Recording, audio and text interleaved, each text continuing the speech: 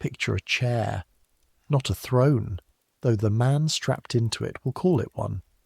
Picture a heavy oak chair with a high straight back, bolted arms, and leather straps at the wrists, the chest, the ankles. Now put a king in it.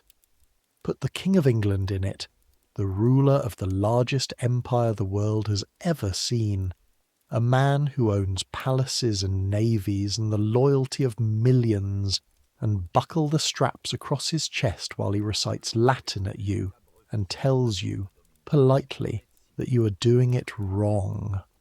Add the smell of a room that has been shut too long. Add candlelight that never goes out because darkness frightens him. Add your own hands, 19 years old and shaking slightly, working a buckle you've fastened 100 times and will fasten 1,000 more. That's Windsor Castle, the most famous fortress in England, the seat of kings for 700 years, and on the north side of it, behind doors that visitors never see, an old blind man with a white beard down to his chest is living out the last decade of his life in rooms his own family rarely enters, guarded around the clock by men whose names history will never record. We're going back there tonight, not as tourists admiring the round tower.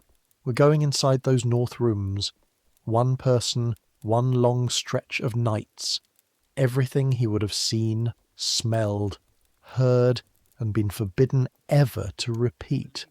So, I make these history stories, and honestly I still have no idea whether anyone actually sleeps to them, or whether you're all just quietly fascinated by strapping buckles and old men who talk to the dead. Either way, subscribe if you like. Get comfortable. Here we go. The first thing they tell you, before you ever see him, is that you will be dismissed on the spot if you speak of anything that happens in these rooms. The second thing they tell you is that you must never, under any circumstances, let him hear you say the word mad. You learn both rules standing in a cold stone passage on the north side of Windsor Castle in November of 1811, holding your hat in both hands, while a man named Mr. Braithwaite looks you over the way a farmer looks over a horse he suspects has been oversold to him. Your name is Samuel Creed. You are 19 years old. You're the second son of a blacksmith from a village outside Lincoln, and you are here because you are big. That is the whole of it. Not because you are clever, not because you have references from great houses, not because anyone in your family has ever served anyone grander than the parson. You are here because Dr. Willis's people, years ago, established a preference for strong, steady young men from Lincolnshire, men raised to hard work and early mornings and keeping their mouths shut, and that preference has outlived the doctor himself and become a kind of pipeline. And a man from the castle wrote to a man in Lincoln who knew your father, and your father looked at you across the forge one evening and said, "There's a place going. Good wages. You'd be a fool not to." He did not say what the place was. Perhaps he did not fully know. Now you know. Braithwaite tells you in the passage, in a low flat voice, the way a man recites something he has recited many times. You are to be a page of the back stairs, one of the attendants to His Majesty's person. His Majesty is unwell. His Majesty has been unwell, on and off for many years, and is now unwell in a settled way that the doctors do not expect to lift. His Majesty is blind. His Majesty is very nearly deaf. His Majesty requires watching at every hour of the day and night, and the night watching is the part nobody wants, and the part you, being newest, will get. You'll be paid better than you've ever been paid in your life, Braithwaite says, and you will earn every farthing of it in ways you can't yet imagine. Hold out your hands. You hold them out. He looks at the palms, the calluses, the burn scar along the side of your left thumb, where a bar of iron kissed you when you were 14. Smith's boy. Yes, sir. Good. You'll have steady hands then. You'll need them. And you'll know how to be gentle with something that could hurt you. You don't understand that yet. You will. The passage is cold. Everything on this side of the castle is cold. The stone holds the chill of centuries and gives it back to you through your boots, through the air, through the walls you lean against when you've been standing for 6 hours. Somewhere far off you can hear the ordinary castle, the great living machine of it, carts in the yards, soldiers drilling, bells. Here there is a hush, not silence, a hush, a deliberate, maintained professional quiet, the quiet of men moving carefully around something. Braithwaite leads you down the passage, past a door where a soldier stands, past a second door where another man in dark plain clothes sits on a stool doing nothing at all, which you will learn is a job. Doing nothing at all outside a door is a job here, and stops at a third door. Before we go in, he says, rules. You do not speak to him unless he speaks to you. You do not answer questions about the Queen, the princesses, the Prince Regent, or the war unless the doctor has told you what to say. You do not contradict him. If he says a thing that is not true, it is not your business that it is not true. You do not laugh. Whatever you see, whatever he says, whatever he does, you do not laugh, and God help you if you do. And you never touch him except as you're instructed, and when you're instructed, you do not hesitate. A man who hesitates gets someone hurt, usually himself, sometimes the king. Do you understand? Yes, sir. You don't, but you will. He opens the door. The smell reaches you first, before your eyes make sense of anything. Warm, close air, thick with candle smoke, because the candles here are never all put out. Under the smoke, the smell of an old man's body kept as clean as an army of servants can keep it, but still an old man's body. Camphor and flannel, and the faint sweetish staleness of skin that no longer goes outdoors. Under that medicine, something bitter, something herbal, a ghost of vinegar. And under everything, the cold stone smell of Windsor itself, rising through the carpets like damp through a bandage. The room is large, and it is arranged like a gentleman's apartment, chairs, tables, a harpsichord against one wall, and it is also, you understand within 10 seconds, a cell. The windows are secured. The fire is guarded by a screen fixed in place. There is nothing small and hard lying about, nothing that could be thrown, nothing with an edge. The room has been edited.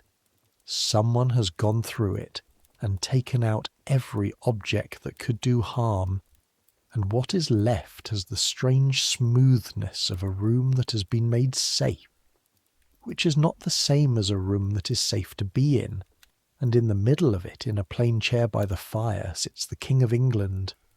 You've seen his face your whole life, on coins, on the sign of the public house at the end of your lane, George III painted in red and gold, plump and pink and periwigged. That man does not exist. What sits by the fire is small and stooped and lost inside a quilted dressing gown of violet silk. His beard is white and long, spread down his chest like something growing on him. His eyes are open, and they are aimed at the fire, and they see nothing. They are clouded. The light slides off them. His hands move constantly in his lap, the fingers working, plucking at the fabric of the gown, tying and untying an invisible knot. He is talking, quietly, rapidly, with great animation, pausing to listen, laughing softly at an answer, resuming. There is no one in the chair across from him. His Majesty is speaking with Lord North, Braithwaite says in a normal voice, and you flinch, because surely the king will hear. And then you remember. Nearly deaf, you could drop a tray behind him.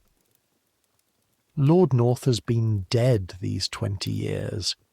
His Majesty finds him better company now than he ever did living. A pause. That was a joke, Creed. You're permitted to hear jokes. You're not permitted to make them. You stand there, hat in your hands, in the warm, close candle-smelling room, and you watch the blind, deaf King of England laugh at something a dead man has said, and you understand, with a falling feeling like missing a stair, that this is your life now, that you will be in this room, or rooms like it, every night for as long as you can stand it. And here is the thing they don't tell you, the thing you have to find out for yourself, over months, over years. You will not be able to stop watching him, not because it is your job, though it is your job, because he is, in spite of everything, in spite of the beard and the blindness and the dead men he dines with, unmistakably a person, a courteous, busy, ruined person. And something in you, some stubborn thing your mother put in you, will refuse ever to see him as anything less. That refusal will cost you. It is much easier to guard a thing than a man. Your first nights are the small hours, midnight to 8, and they teach you the architecture of the dark. There are always 2 attendants awake with him at night, sometimes 3, never 1. This is an absolute law, and you learn why on your 4th night, but the reason underneath the law is simple arithmetic. An old man is weak until suddenly he is not, and when he is not, 1 pair of hands is a catastrophe, and 2 pairs of hands is a Tuesday. The night room is arranged so. His bed, a plain bed, nothing of state about it, curtains removed because curtains can be torn down, and torn cloth can be twisted into things you don't want twisted. A night table bolted to the floor, a lamp kept burning always on a shelf too high to reach, because the king cannot bear full darkness. Blind as he is, he knows darkness. He feels it, and it distresses him. Your chair and Fitch's chair, set where you can see the bed and each other, and in the corner, under a linen cover, like furniture in a house whose family has gone away, the chair, the restraining chair. You noticed it your first night, and you did not ask, and Fitch saw you not asking and let you not ask, which was a kind of mercy. Fitch is your senior on nights, a Yorkshireman of maybe 45, built like a door, with a flattened nose and the softest hands you have ever seen on a big man. He has been at this work since before you could walk. He served under the old Dr. Willis at Kew in the terrible winter of 88 and 89, when the king was raving and the whole country held its breath, and he does not talk about it, except that sometimes, in the dead hours, he does. On your 4th night, the king wakes at 2. You hear it begin before you understand what you are hearing, a change in the breathing. Then the voice, but not the daytime voice, not the busy, courteous conversation with the dead. This is faster, higher. The words run together, pour, a torrent of syllables with the shapes of sentences but no flaws under them. Questions that answer themselves and split into new questions, names, dozens of names. Amelia is there, and Octavius, who died a little boy 30 years ago, and Hanover, and the ocean, and something about the corn, the harvest, the rain ruining the corn, and his hands are up now, working at the air, plucking at nothing, faster and faster, and he is trying to rise. Up, says Fitch quietly, and he does not mean the king. What follows takes perhaps 4 minutes, and it is the longest 4 minutes of your life so far. You do what Fitch has drilled into you in the quiet hours. You come to the bedside on the left, always the left. You speak before you touch. You say, loudly, close, in the flat, calm voice you have practiced. Your Majesty, it is your attendants. You're at Windsor. You're safe. And it does no good at all. The words fall into the torrent and are swept away. And then the king's hand finds your wrist. Here is what nobody tells you about the strength of the old. His hand is an old man's hand, spotted, the knuckles swollen, the skin loose over the bones like a glove a size too large, and it closes on your wrist like a shackle, like the vice on your father's bench. You feel your bones shift. This small ruined blind man, 73 years old, who needs help to walk to his chair, grips you with a strength that has nothing to do with muscle, the strength that lives underneath, that the mind usually keeps locked, and his mind is not keeping anything locked tonight. You do not pull away. Pulling away is the wrong thing. Fitch has told you, and now your body finds out why. Because the grip answers pulling with more strength, always more. Instead you do the drilled thing, the thing that felt absurd when you practiced it on Fitch's forearm in the candlelight. You cover his hand with your free hand warmly, as if greeting him, and you keep talking. The same words, over and over. You're at Windsor. You're safe. We have you. And Fitch is on the other side doing the same, his voice a low steady drone, and between you, without ever once jerking or wrenching, moving the way you'd move around a spooked horse in a narrow stall, you bring the king's arms down and you hold them down, not pinning, holding, your whole weight ready behind your hands, but your hands themselves just resting, firm, warm, present. And the torrent runs on. It runs for near an hour. Your arms cramp. Sweat crawls down your spine in the cold room.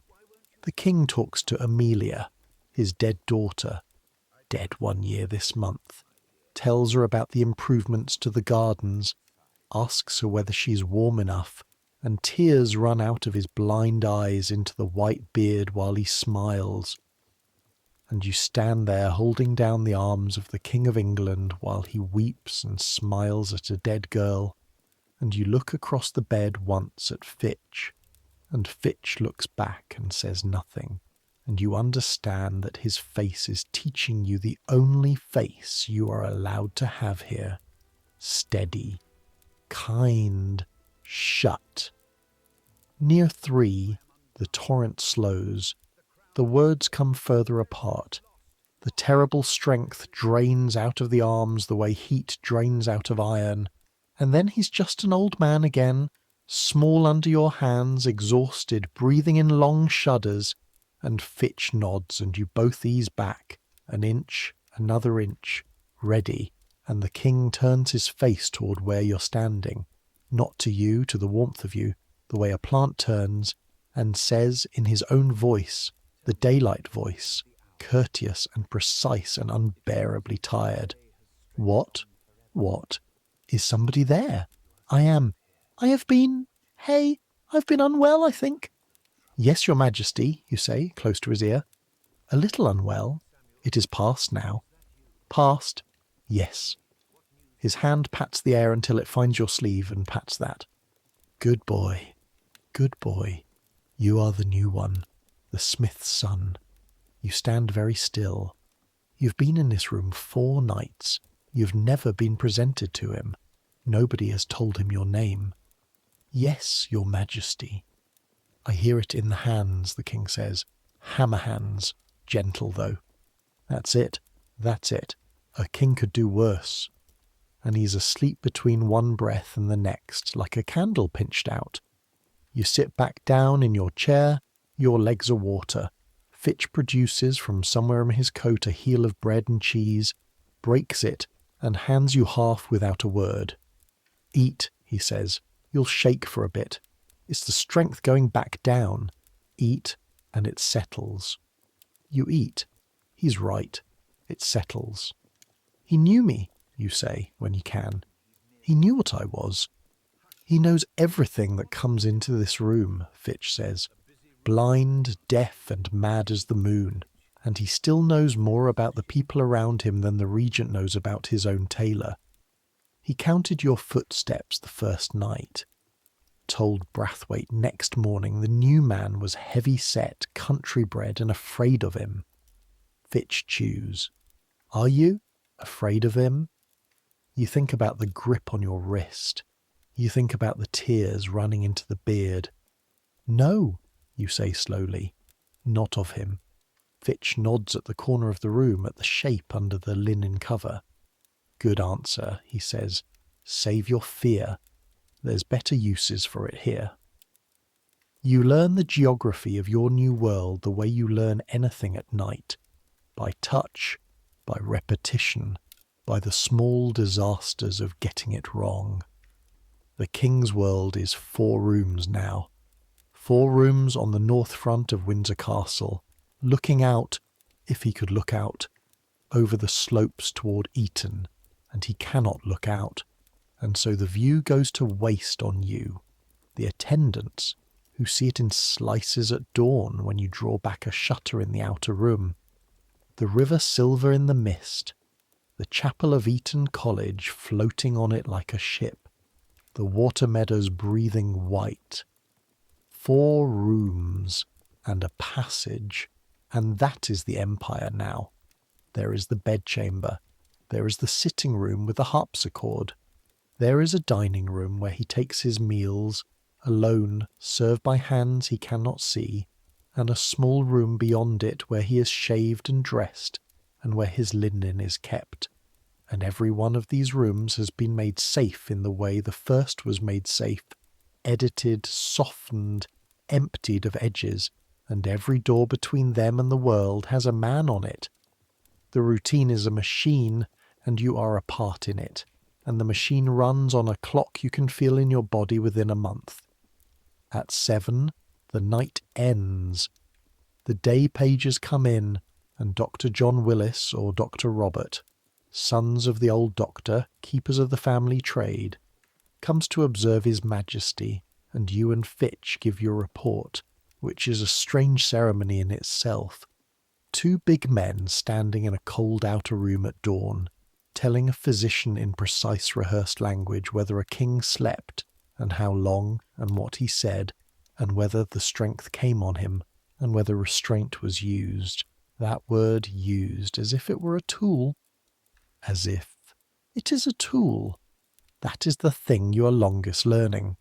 At night, before your watch, you eat in the page's room down the passage, and here I need you to understand what your position gets you, because it is stranger than you'd think. You eat well, astonishingly well.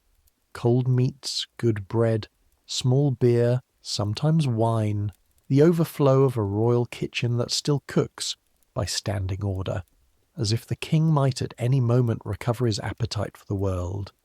You sleep in a decent bed in a shared room.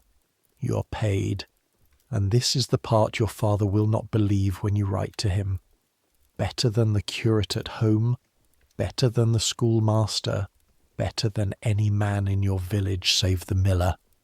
Guarding the broken king is one of the best paid services in England, and it is paid that way for the same reason the wages of gravediggers rise in plague years. Because of what it costs you. Because of what you may not say. Because they know, the men who set the wages, that they are buying not your labour but your silence, and silence kept year after year is the most expensive thing a man sells. You may not gossip in the castle. You may not talk in the town. When you walk down to Windsor of an evening off, and you sit in the tap-room of the Swan with your ale, men know what you are. Your coat says it, your hours say it, and they try you. Gently, sideways, the way men fish. Is it true he's kept in chains? Is it true he's forgot his own name? Is it true what the papers hint? And you learn to give the answer Brathwaite taught you. The whole of the answer, the only answer. His Majesty is quiet and well looked after, said pleasantly, said finally, said in a way that closes the door without slamming it, Some nights a man pushes past pleasant. There is a printer's agent down from London one autumn, openly buying, a guinea on the table. More where that came from, for anything, any little thing about the old King's state. A guinea is a week of your wages at home. He slides it across the wet table to you with 2 fingers. You look at it, and you find, to your own surprise, that you are not even tempted, and not because you are a saint, but because of a thing you could never explain to this man in his London coat, that the person he once sold has held your sleeve in the dark and called you good boy, that you have fed him soup, that you have heard him pray. His Majesty is quiet, you say, and well looked after, and you stand and leave your own ale half drunk which hurts, and walk back up the hill to the castle in the dark, furious at nothing you can name. Fitch laughs when you tell him. One short breath of a laugh. They tried me with 5 guineas in the year 89, he says. In writing, if you can believe it. A man put 5 guineas in a letter. He tips his head back against the wall of the night room, eyes on the sleeping king. I gave the letter to Dr. Willis, and Willis gave it to the equerry, and I heard no more of it, and every quarter since my wages have come with a little over. Nobody ever said why. He looks at you. They know the price of us, lad. Make sure you know it too. It isn't the guinea. The guinea is what they think we cost. What we actually cost, no printer could pay. So it can't be bought, so don't weigh it. Things that can't be sold weigh nothing. Carry it easy. Carry it easy. You will say those words to someone else years from now, in this same room. You don't know that yet. The knights teach you the king the way a sailor learns a coastline. You learn his good hours. He has them. That is the thing the printer's agent would never print, because it doesn't sell.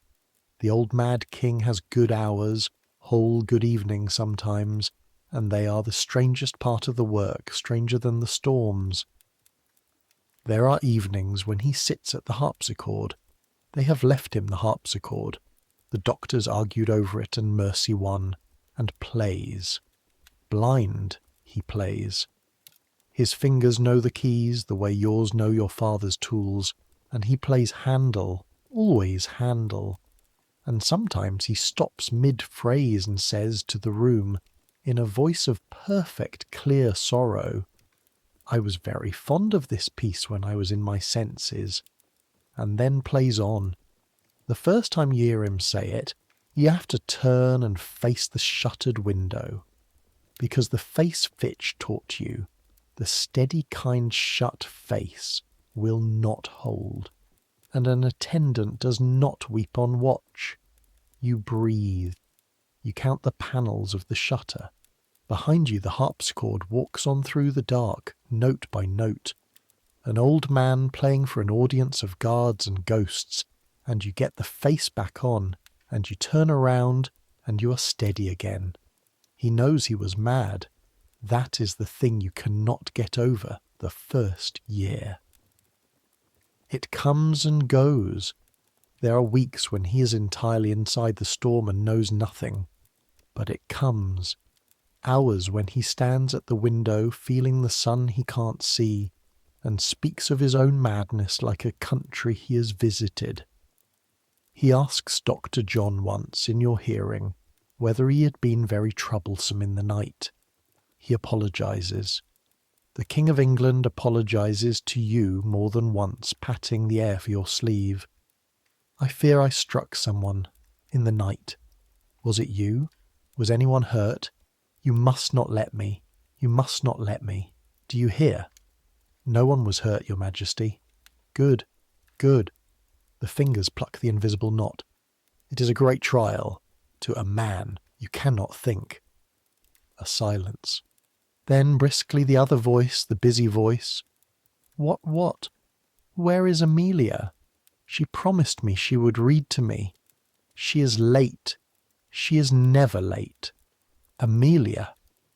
and the good hour is over like a window closing, and your throat aches, and you say, "She will come presently, your majesty," because you have been taught to, because contradiction is cruelty here, because the doctors decided long ago that a lie that soothes is medicine, and the truth that Amelia is a year in her tomb at Windsor, 100 yards from this room, is poison. You tell the lie. You get good at telling it. At home in Lincolnshire you were raised that a lie was a lie. Your mother had a strap of scripture for every occasion, and a hand like a paddle. You wonder, some nights, walking the cold passage on your rounds, what she would make of you now. Her Samuel, paid a gentleman's wage to hold down an anointed king, and tell him his dead children are on their way. You decide, somewhere in that first winter, walking that passage, breath smoking in the lamplight, that she would understand, that there is truth and there is faithfulness, and where they part ways in this place, you will go with faithfulness.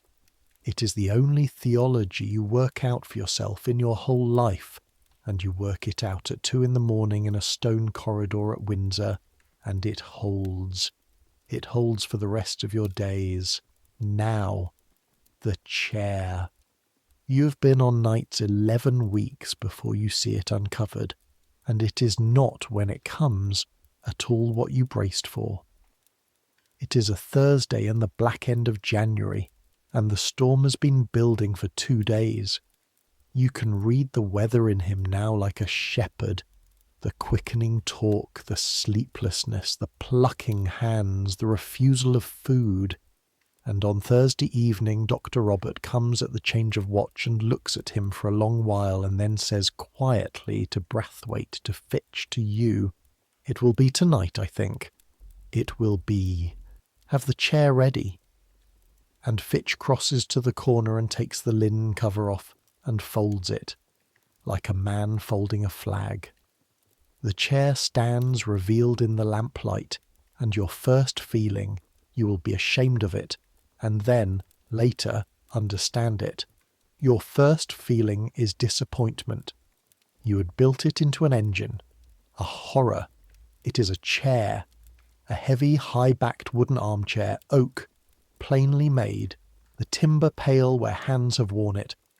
Broad straps of soft leather at the arms, at the front legs, and one great strap lined with padded linen that crosses the chest. A footboard, that is all. Your father has made fiercer-looking things for holding gates shut. "Look at it now," Fitch says, low, while the doctor is with the king. "Look at it while you're calm, because you'll have no time to look later. Learn the buckles, learn them till your hands know them in the dark." So you kneel by the empty chair in the lamplight, and you work every buckle, open, shut, feeling the leather, feeling where each strap runs, how the chest strap must lie flat or it chafes, how the wrist straps buckle on the outside, away from the fingers, and Fitch kneels with you and drills you in the order of it.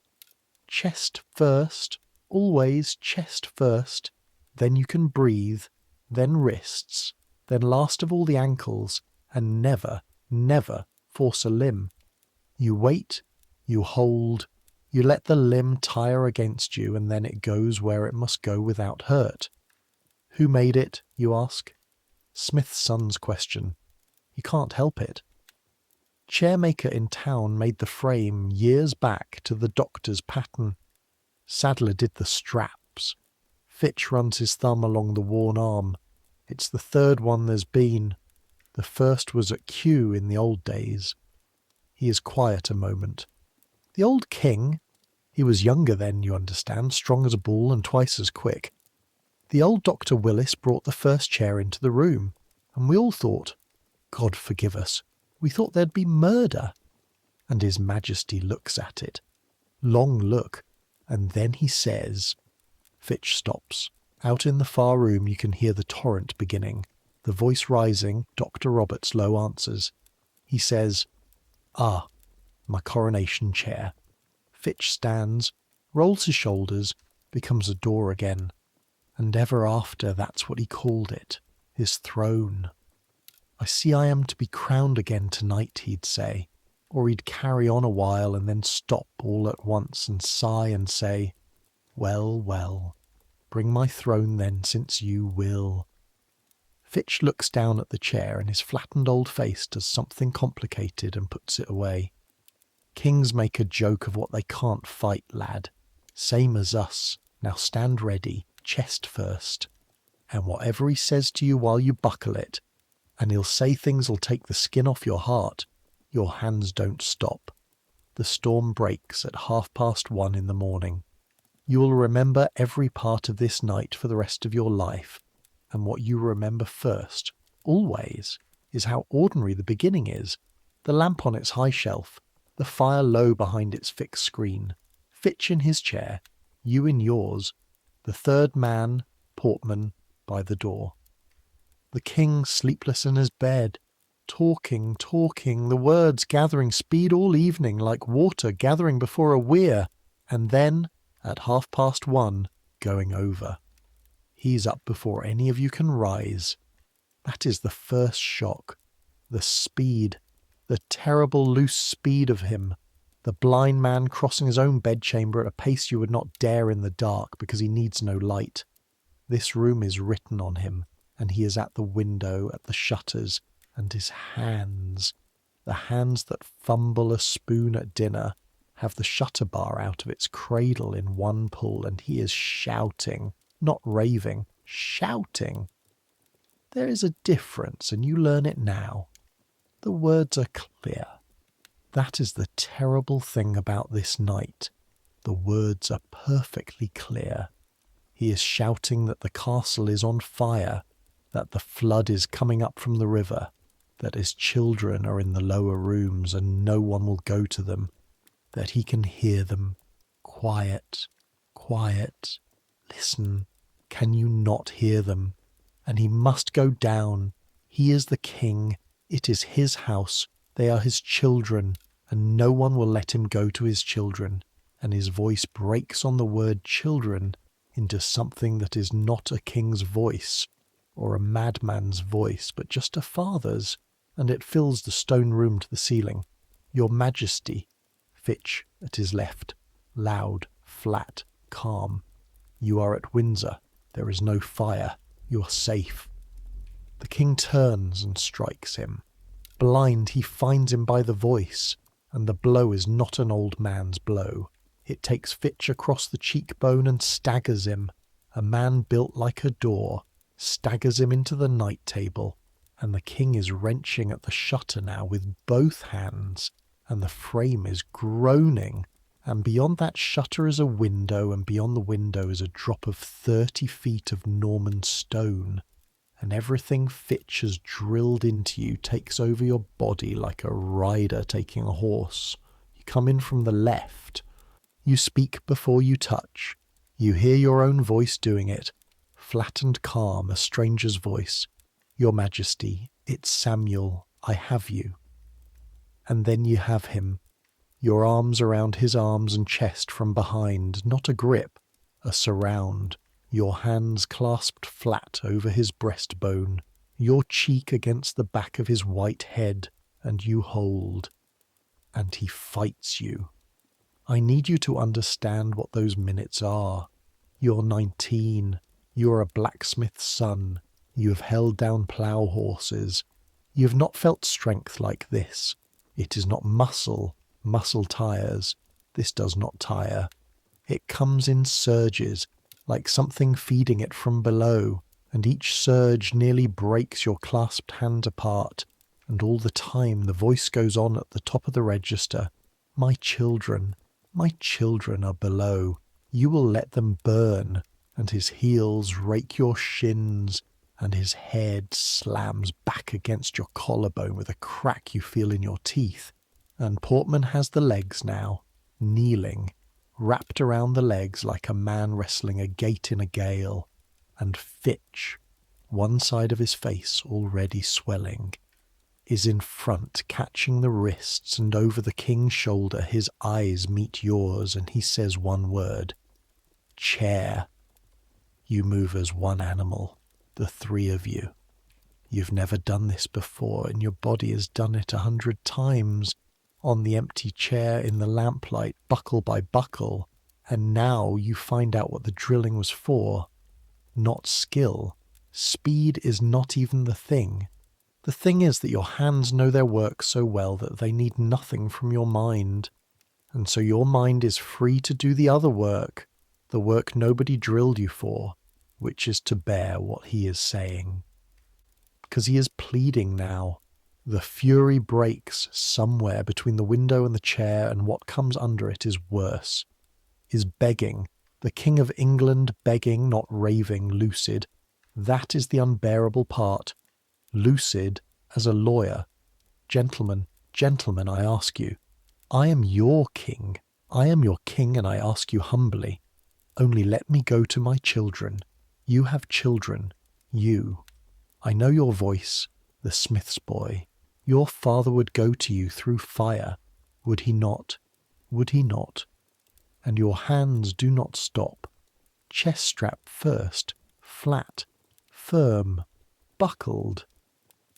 Then he can breathe against something, and the breathing steadies a half note. It always does. Fitch told you, and it is true. The pressure itself is a kind of answer to the body. Then the wrists, waiting out each surge, letting the arm spend itself against your holding. Then home, then buckled. No force, no hurt. Your thumb checking the space under the leather. 2 fingers room, always 2 fingers room. Then the ankles, then done. Then silence, except the breathing. His enormous, shuddering, slow-in. Yours, all 3 of you, like men who have carried a piano upstairs. The king sits strapped in his oak chair by the low fire, blind face lifted, white beard heaving, and the lamplight is perfectly steady on all of it because lamps do not care. And Portman leans against the wall with his hands on his knees, and Fitch touches his own cheekbone once delicately, and puts his face away again, and you stand behind the chair where he cannot strike you, and where he cannot hear you, and where you realize you have positioned yourself so that no one can see yours either. The clock in the outer room strikes 2, and the king says, in a voice gone quiet and almost conversational, tipping his head as if trying an old joke on a new footman, "So, crowned again." Nobody answers. You've been taught not to. He does not need you to. 60 years ago, the king says, to the fire, to the room, to whoever is listening in the dark he lives in. They put me in a chair in the abbey, and it took 3 hours, and the crown gave me a headache. This is quicker at least. The hands, strapped, turn palm up. An inch, all the strap allows, a king shrug. My coronation chair. Bring the archbishop. No, don't. He'd only be frightened. Everyone is frightened. Nobody will say so. That's the whole of a court, boy. Did you know? 100 people not saying so. And then, in the space of 3 breaths, he is asleep. Upright, strapped, crowned with lamplight, asleep like a child carried in from a journey, the beard settling, the terrible hands gone soft in the straps, and the room stands around him holding its breath. Fitch checks the straps, 2 fingers, every one. Then he does the thing you will think about for the rest of your life. He takes the folded linen cover from the table, the cover that hid the chair, and he shakes it out and lays it over the king's knees, tucking it at the sides. A blanket. He makes the restraint into a blanket. Sit down, lad, he says without looking at you. Watch turns. I'll take the first hour. You're no use to him shaking. You sit. Portman brings you water. Your hands around the cup are your father's hands, you notice, from nowhere. The same shape, doing this instead of that. The king sleeps in his throne. On the high shelf the lamp burns on, because darkness frightens him, and he is right, you think. He's been right about that all along. Toward 5, Fitch speaks. Lo, the two of you awake and the castle dead around you. You did well. I held down the King of England, you say, and your voice comes out wrong, comes out with a crack down the middle of it. No, Fitch is looking at the sleeping man, not at you. You held together the King of England. There's the whole trade in the difference between those. He is quiet a while. The fire ticks. In 89, at Kew, there is a man on the staff, I'll give no name, who liked the work. You understand me, like the mastery of it. Strong man, quick, never marked him, never broke a rule you could write down. He turns his head and looks at you now, and his eyes in the lamplight are old and level. Willis turned him off inside a month. Somebody asked the doctor why, when the man was so able, and Willis said, Fitch's mouth moves, remembering exactly. He said, I can teach any strong man to restrain a patient. I cannot teach one in 50 to be sorry while he does it. The sorrow is the safeguard. He settles back, arms folded, eyes returning to the king. The sorrow is the safeguard, lad. Night you stop feeling what you felt tonight. That's not you getting good at the work. That's the work getting into you. You come tell me that night, and I'll see you sent home with a character in your wages and no shame in it. Men wear out here. It's the wearing quiet that ruins them. A grunt. Now eat something. Dawn watch is the hungry one. At 7 the day men come, and Dr. John, and the report is given in the cold outer room in the rehearsed language. His Majesty rose in great disturbance at 1:30. Restraint was found necessary at approximately 2:15. His Majesty received it without injury and has slept since. The strength was very great. Dr. John writes, asks 3 questions, looks at Fitch's cheek, which by now is the colour of a thundercloud, and says, You'll have that scene too, and Fitch says, Sir, meaning no. And then you walk out through the passage, past the man on the stool, past the soldier, and out a small door into the upper ward, and the morning hits you like cold water. Frost on the cobbles, rooks arguing around the round tower, down beyond the walls, Windsor town sending up its breakfast smoke, and the river and Eton Chapel floating in the mist, and boys' voices somewhere, actual living boys going to their lessons.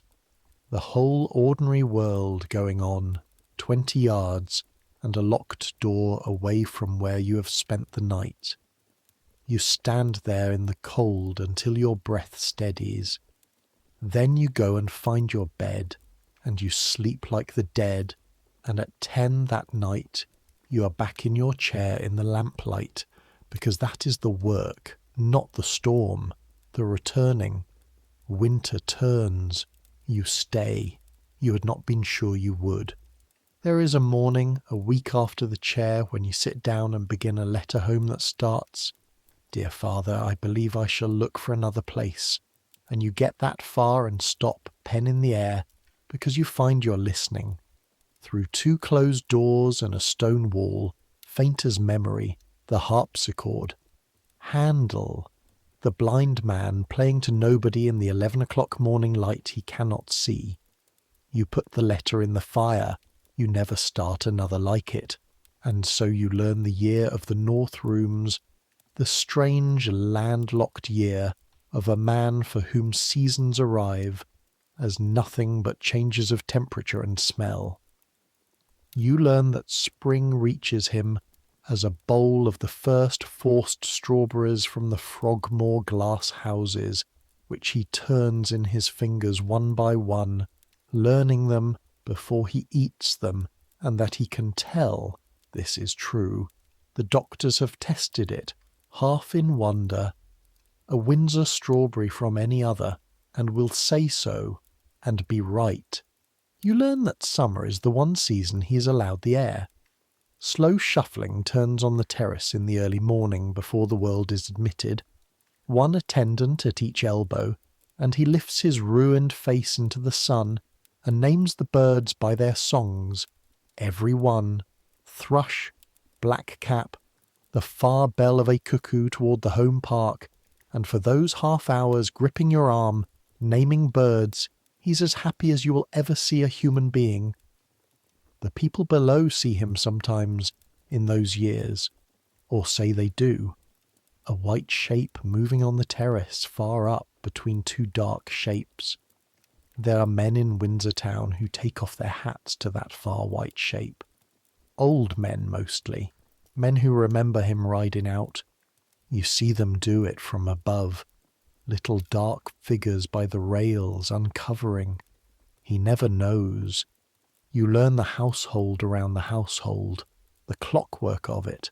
The Queen comes, less than the newspapers imagine, more than the gossip claims. She's old now too, and ill and afraid of him. That is the plain truth, and you understand it and cannot quite forgive it, and are ashamed of yourself both at once. Because you are not married to him for 50 years, you did not watch the man you knew be replaced piece by piece. You inherited the ruin without ever knowing the building. When she comes, she does not go in. She stands at the door of the outer room, listening to him talk to the dead, gloved hands folded, face like a wall with rain on it, and then she goes away again down the passage, small, upright, alone but for her lady, and the doors are locked behind her. The princesses come oftener. Princess Sophia, Princess Mary, who sits with him whole hours some weeks. It does no good, and it is not nothing. He does not know them. That is the cruelty. He asks Princess Mary courteously whether she's acquainted with his daughter Mary, a delightful girl. But the voice reaches something under the knowing, some cellar of him, and he is quieter those evenings always. You chart it. You have become, without meaning to, a scholar of one man's weather. The Prince Regent comes twice in your first 3 years, grand, perfumed, filling the outer room, and both times he stands where you once stood, at the door of the bedchamber, looking at the small white-bearded shape by the fire, and both times he does not go in, and both times, when he turns away, you see his face before he gets it ordered, and you put away forever any envy you had of princes. And the news of the world comes to the door of the 4 rooms and stops there like everything else. Because out beyond the locked passage these are enormous years, the biggest of the age, and you live them the way you live everything now, second-hand, in the page's room, in week-old papers. The war swells and crests. There is a summer, 1815, your 4th year, when all Windsor goes off like a powder store, bells, bonfires on the Brocas, soldiers roaring in every tap room, Boney beaten for good at a place in Flanders called Waterloo, and you stand at an arrow-slit window in the North Passage at midnight listening to England celebrate, every bell in the valley going, and behind you in the lamplit room the one man in the kingdom with the most cause to celebrate. The king who fought that France for 20 years, who was told for 20 years it would ruin him, hears none of it, knows none of it, sits plucking his invisible knot and chatting with Lord North. The doctors debate telling him. They tell him. You're on watch when Dr. John does it, kneeling by the chair, speaking slow and loud and close. A great victory, sir. The war is won. Bonaparte is taken. And the king listens with his head tipped, courteous as ever, and considers and says, I am glad of it. He was a troublesome neighbour. A pause, the fingers pluck. You must tell the Queen, and tell Amelia. She frets about the soldiers, you know. She has a soft heart. Tell her from me there is nothing more to fear. And Dr. John says, I will, sir, and rises, and his face as he passes you is the face you all wear now, the household face, the face of men carrying something downstairs very carefully, forever. You grow older in the lamplight. It happens to you the way it happens to everyone, which is to say invisibly and then all at once. One winter you notice the cold in your knees on the stone floors. One spring a girl in Windsor town, Anne, a glover's daughter, brown-eyed, quick, who has heard what you are and asks you nothing, not one question, ever, which is how you first know she is the one. One spring she takes your arm on the walk by the river, and you understand you're going to marry her, and you do, in the parish church under the castle wall, and Fitch stands up with you in a coat nobody has ever seen before, and afterward at the wedding dinner he makes the only speech of his life, 4 sentences, and the last of them is, he's steady, is Samuel, I've seen him tried. And every man from the castle at the table knows exactly what that means, and no one else ever will, including your wife. And she catches your eye down the table and smiles and asks nothing. You take rooms in the town in Thames Street. You keep your nights. It makes a strange marriage shape, and you make it work the way watermen's wives and soldiers' wives make it work. She sleeps when the town sleeps, you sleep when it wakes, and you have the late afternoons, the 2 of you, the golden overlap, and your children, a boy, then a girl, then another boy. Grow up thinking every father in England goes out at dark in a plain good coat, and comes home at 8 in the morning smelling of candle smoke and will not say where. Your eldest asks you once, 7 years old, direct as a hammer, Father, do you see the king? And you look at him, and your wife looks at you over his head, and you say, I look after part of the castle at night, the old part, which is true, which is the truest thing you can say. He is the old part. He is the oldest part of the castle now, older than the stones, a Norman keep of a man, shut, kept, weathering. Is there ghosts in it? Your son says. Yes, you say, but they're friendly. They're only people the walls remember. And he is satisfied and eats his supper, and you sit there thinking that you have just told a 7-year-old the entire truth of your profession, and he is the only person in England you'll ever tell it to. The work itself changes as the king sinks, and it changes in a direction nobody warned you of. It gets gentler and sadder in the same motion. The storms grow rarer with the years. The strength still comes. To the end, it comes. The last time the chair is used, you're 35 years old, and it takes 3 of you still. But the intervals stretch, and what fills them is not calm but absence, a great slow ebbing, longer sleeps, longer silences, days when he does not speak at all but only walks his rooms, trailing one hand along the wall, around and around, hour on hour, a man pacing the deck of a becalmed ship, and you walk behind him, 1 pace back, hour, on your aching feet, because he must not fall and he will not sit, and this too is the work. You know his body now better than you know your wife's. That is a strange thing to say, and it is simply true. It is the nature of the trade. You know the sound of every kind of breathing he has. You shave him. You learn to shave him. Fitch teaches you the most delicate work of your life, a razor at the throat of a blind king who may at any moment startle, and you learn the trick of it. 1 hand always resting flat and warm on his shoulder, so he has hold of where you are, and he sits for you like a lamb, and once, chin lifted, lathered, eyes shut over their blindness, he says contentedly out of nowhere, My father was shaved every day of his life and never once did it himself. I used to think that a great foolishness. Now look," and laughs. "At himself, the old mad blind king, making a joke of what he can't fight. You cut his hair. You trim, on the Queen's standing instruction, though the Queen herself is dead by then.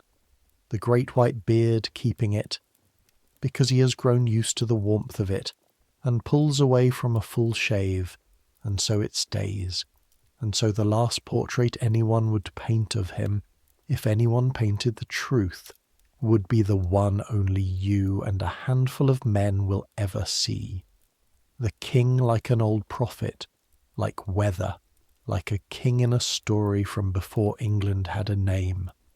Somewhere in those years, you can never afterward fix exactly when, and it troubles you that you can't. Fitch begins to fail. Nothing dramatic. A slowness on the stairs. A winter cough that stays for a year. He is past 60 and has done this work for 30 years, and it is written on him, in the flattened nose and the scarred shins and the shoulder that aches before rain, the shoulder the king broke.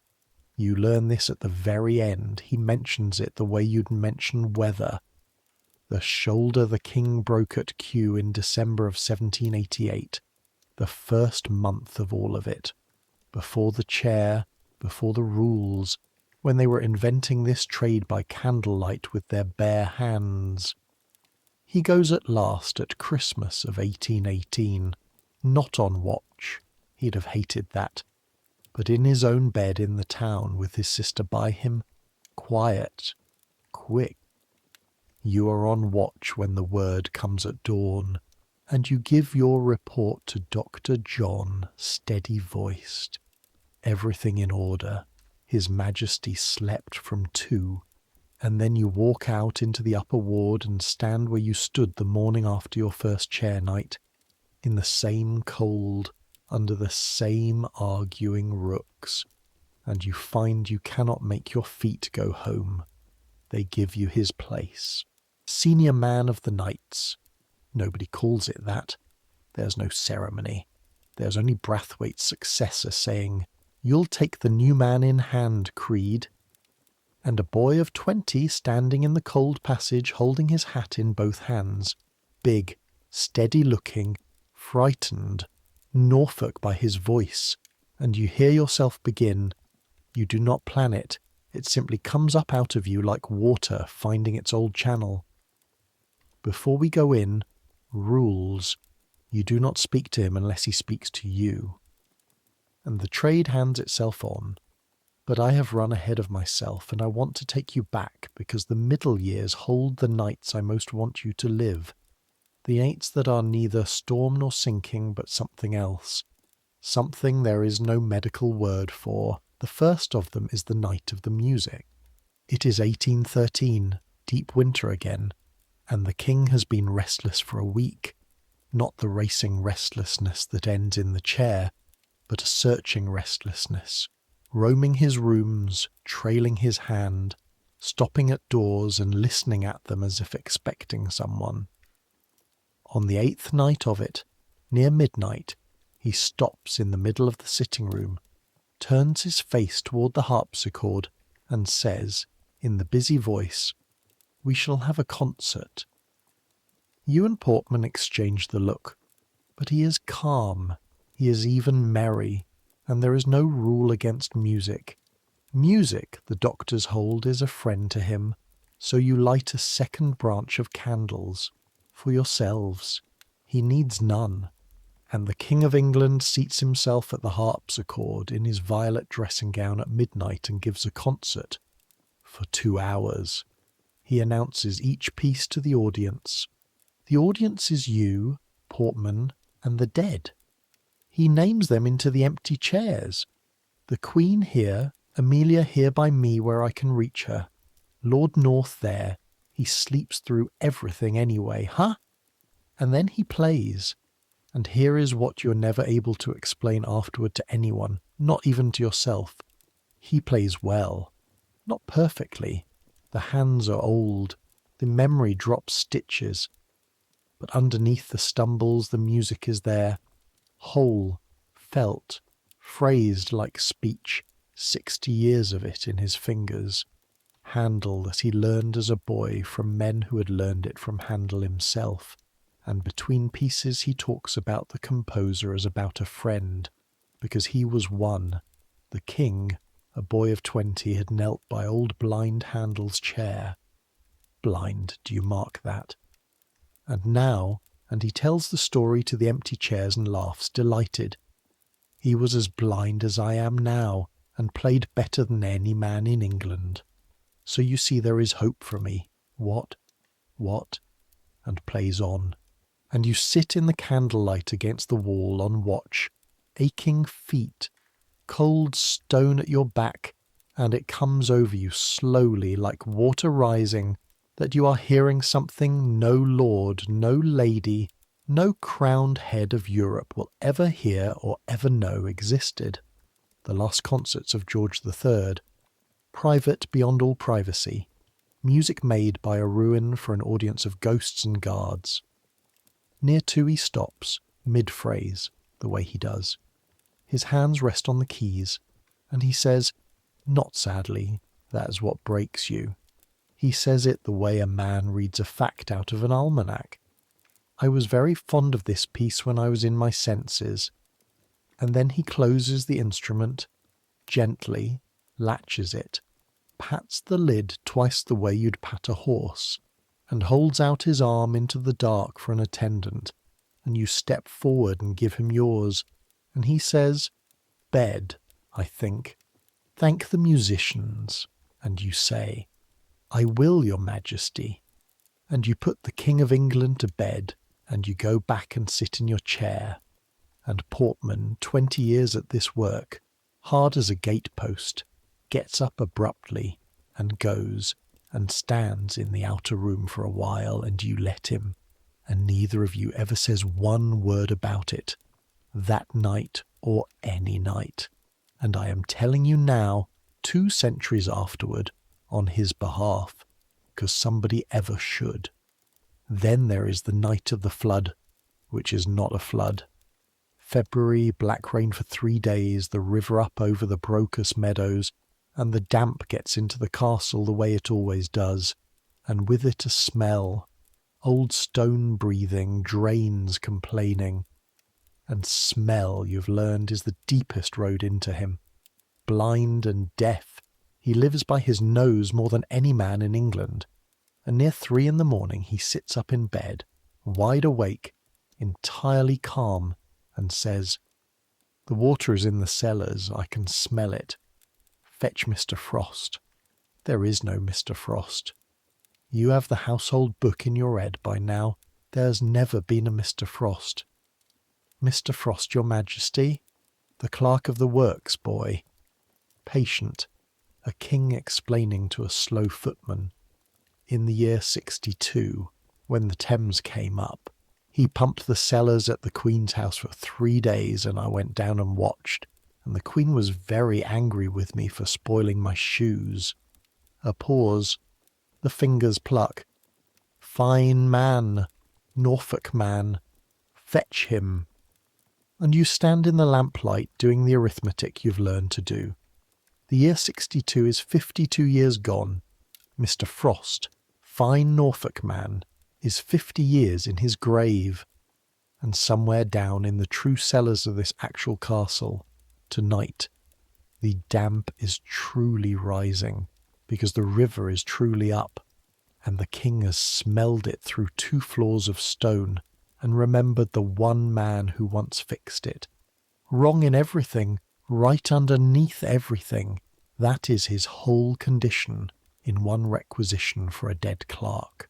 Mr. Frost is sent for, your majesty, you say. He'll see to it directly. Good. He lies back. Have them dry his coat before he goes down. He never thinks of himself. And sleeps. In the morning you report it, word for word as you must, and Dr. John writes it in the book, and then this stays with you. He sends a man to have the north cellars looked at, on the strength of a mad, blind king's nose. They find 4 inches of water. They pump it. Nobody tells His Majesty he was right. It would mean telling him about Mr. Frost.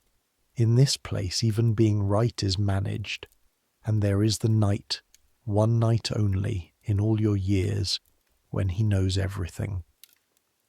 The doctors have a word for it that you learn from the book, a lucid interval. The words are too small. What happens once, in the autumn of 1814, is that you come on watch at 10 and know within a minute that the room is different. The way you know a change of weather with your eyes shut. He is sitting by the fire. The hands are still, and he turns his head at your step, tracking you present aimed, and says quietly, "Which one are you?" "Creed, Your Majesty." "Samuel, the smith's son." A slow nod. "How long have I been ill, Samuel?" And there it is. The question you were told 8 years ago in a cold passage never to answer. And every rule you have says turn it, soften it. His Majesty has been unwell some little time. And you look at him, at the aimed listening face, and you understand that he will know a managed answer the instant he hears its shape. He who has been managed for a decade, who knows the taste of it better than any man alive, and that the lie, tonight, this one night, would be the cruelty. 3 years, sir, this bout, you say, and ill before that, on and off, a long time. Silence. The fire ticks. His face does not break. It settles, like ground settling. The Queen? At Windsor, sir. She is well. She is not well. She is dying by inches at Kew, but that is next year's truth. Tonight's is true enough. Amelia? Not a question. He has the answer in the shape of your breathing before you speak. You see him take it there. I am sorry, sir. Yes, the king says. Yes, I knew it. I know it. And then I am spared knowing it. And then I know it again. That is the economy of my condition. He turns his blind eyes to the fire. For a long time the only sound is the fire and the far bell of the town church telling 11. And then he says the thing you will carry to your grave and hand on past it, because you are handing it to me and I am handing it to you, listener, down all the dark between. They think the affliction is the madness, Samuel. It is not. The affliction is these hours. The madness is the mercy. And then briskly, terribly, kindly, you keep the night watch. It is dull work. Are you paid properly? Very properly, sir. Good, good. The fingers begin softly to pluck. A man should be paid for the dull work. The dull work is the kingdom, you know. I always said so. Nobody, and the tide is coming back in now. You can hear it lifting him off the ground of himself. Nobody wants the dull work, they want the shining. But the corn, do you see? The corn must be got in whatever the... Amelia! There you are, my darling. Where have you been? Gone. Under. Mercifully, as he told you himself, mercifully. You sit down in your chair. You're shaking a little. The old first night shaking. Come back after all these years, and you let it settle, and you keep the watch, and in the morning you stand in the cold outer room and give your report, and when you come to that hour you say, His Majesty was collected in his mind for some time near 10, and asked some questions, which I answered as seemed kindest, and His Majesty was calm. Dr. John looks at you for a moment over the book. As seemed kindest, he repeats. Yes, sir. He writes it down. Exactly those words, you later learn. You see the page once, years on, as seemed kindest. It is the only sentence of yours that will ever be in a book, and it is in the casebook of George III, and no one who reads it will ever know what it holds, and that you have long understood. is the whole shape of your life. The truest things in it are locked inside the plainest words, like the king inside the castle, like the castle inside the knight. Now let me give you the days, because you have had years of my nights, and you will be thinking the whole world was lamplight, and it was not. There was a Windsor of the daylight too, and you should walk it once with me, on one of my rare turned-around weeks, when the rota gave me days. Day duty is a different country. The 4 rooms by daylight are almost, an ordinary royal apartment. The shutters of the outer rooms are opened. Light comes in long bars across the carpets. You can see the dust turning in it, and the dust is the same dust as anywhere, which surprises you somehow every time. The king is dressed. This is a labour of 40 minutes, and 2 men. The loose warm clothes he will tolerate, the soft boots, everything chosen for what it cannot do as much as for what it can, and breakfasted, and then the day is a long, slow procession of small stations. His walk, his rooms, his chair, his dinner at 4, which he eats with terrible slowness, and sometimes great appetite, and sometimes not at all, his music if the day is good, his pacing if it is not, and people come. That is the difference of days. The barber under escort, the tailor twice a year, measuring a king who cannot see the cloth, and the cloth is still the finest in England, because there are things the household will not surrender, and one of them is this: he is dressed like a king always, to the last. There is no one to see it but us, and it is not for seeing. It is a form of address. The clothes say your majesty when the world no longer can, and once a quarter the council. This you witness twice, and it is the strangest ceremony of your life. Great men come down from London.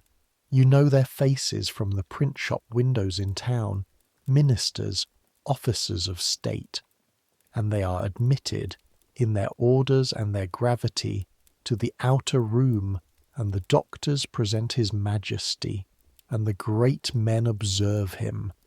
That is the whole of it. They must. It is the law. The king's incapacity must be formally satisfied again and again, session after session, for the regency to stand. So twice a year the most powerful men in the empire stand in a half-circle in a shuttered room at Windsor, and watch a blind old man talk to his dead son, and then they bow. They bow, everyone, deep, unhurried, to a man who does not know they exist, and withdraw, and sign their attestations in the next room, and roll away down the long walk in their carriages, back to the world they run in his name. The first time, you watch the bowing, and something in your chest goes hot and strange, and it takes you all night to name it, and when you name it, it is this: that was the truest homage you ever saw. Nothing to gain, no one to impress. The king can neither reward the bow nor punish its absence, will never know it was made. They bow anyway, whatever a crown is, and you have had 14 years by the end of watching what it is not. Whatever it is, it was in that room, in that useless perfect bow, more than it was ever in the abbey. On day weeks you also learn, at last, the rest of your own castle, the servant geography, the second Windsor that lives inside the first like the grain inside wood, the page's hall with its long table and its fierce unwritten seating order, the still room where a Mrs. Yardley rules, who has been 40 years in service and calls the Prince Regent that boy, and who sends up unasked on the bad mornings. She always knows the bad mornings. The second Windsor knows everything. A jug of her own barley water for his majesty and a plate of shortbread for the night men, and never says why, and would die before she'd say why. The laundries, the wood yards, the water engine. 200 people keeping one old man like a coal alight in the middle of a great grey hearth. And once, I will give you this because you have earned a morning of air, once, in the summer of 1816, on a turned-around week, the under-governor of the castle, who has decided he approves of you, takes you up the round tower. You climb the dark stair and come out at the top into wind and light, and there it is, the whole of it, everything all at once. The castle spread below you like a model of itself, wards and towers and the great grey mass of St. George's Chapel with its pinnacles. The long walk running dead straight south into the haze, 3 miles of elms drawn with a ruler, the Thames looped silver through its meadows, Eton, the town smoking gently, and beyond, counties, blue on blue on blue, until England simply becomes sky. They say you can see 12 counties, the under-governor says, pleased as a boy. But you're not counting counties. You have turned, without deciding to, and you're looking down at the north front, at a particular row of windows, shuttered most of them on a bright July morning. You know each one. You know the rooms behind them the way you know the inside of your own hat, and you stand in the wind, in the light, in the enormous opened world, looking down at the small closed one, and the thought that comes is not sad exactly. It is the thought that will sit in you from then on like a stone worn smooth. He is under everything. The flag flies from this tower because he lives. The 12 counties, the ruled elms, the empire behind the haze, all of it stands on a shuttered room with a lamp that never goes out and a chair under a linen cover in the corner. You take off your hat. The under-governor thinks it is for the wind, and it is not for the wind. Then you go back down the dark stair, and that night you're in your chair in the lamplight again, and the king says, "Someone has been in the sun. I can smell it on him. Hay and sun," and holds out his hand toward you, wanting the smell, and you give him your sleeve, and the King of England holds your sleeve to his face and breathes his lost kingdom out of it. 1 slow breath, 2, and says, "Ah," and gives it back, and says nothing else about it, ever. The Queen dies in November of 1818, 3 weeks before Fitch. At Kew, in her chair, her daughters by her. The bells toll, the shops of Windsor put up mourning, the flag on the round tower comes down to half. He is never told. Understand this, because it is the household's last great labour, and you are part of it for the rest of his life. The king is never told the queen is dead. The doctors weigh it. You are present at the edge of one of the weighings, and rule that the news can do no good that grief will not undo, and so it is decided formally the way this place decides things, that Her Majesty is at Kew, indisposed, and will come when she is stronger. 57 years married, and he is not told, and here is the wrinkle that keeps you from ever being sure they were wrong. He does not ask. He, who asks after Amelia daily, after dead Octavius, after Lord North, from the month she dies, he stops speaking of the Queen almost entirely, and when he does speak of her, it is of a young woman, a girl arrived from Mecklenburg speaking no English, in the year 61, and once at 2 in the morning, into the silence, apropos of nothing, in the clear daylight voice. She was 17, I met her at the garden door. We were married that same evening. That same evening, boy, imagine it. And I said to myself in the coach, well, now we shall see. And it answered. It answered very well. The fingers plucking, slowing. Nobody thinks it will answer. It answers. You do not say she is dead. You do not say anything. You keep the watch. which you have long understood is a way of saying things, and now the last year, and I will walk it with you slowly, because it deserves slowness, and because you are perhaps yourself growing sleepy now, and this is a good hour of the story to grow sleepy in, the ebb tide, when nothing more will be asked of anyone but staying. Through 1819 he sinks gently. He eats less. The pacing hours shorten because the legs will not serve. The walks stop. The world contracts one more ring, from 4 rooms to 2, from 2 to the chair and the bed. His talk runs on but softer, a river gone shallow, wide and murmuring. The harpsichord is silent from the spring. He asks for it once in the summer, is helped to it, lays his hands on the keys, and does not play. Sits with his hands on the keys a long minute, reading something there through his fingers, and then says politely, "Another day, I think," and never touches it again. In December the last great storm comes, and it is like nothing before it, and it is the one the histories will actually record, so mark it.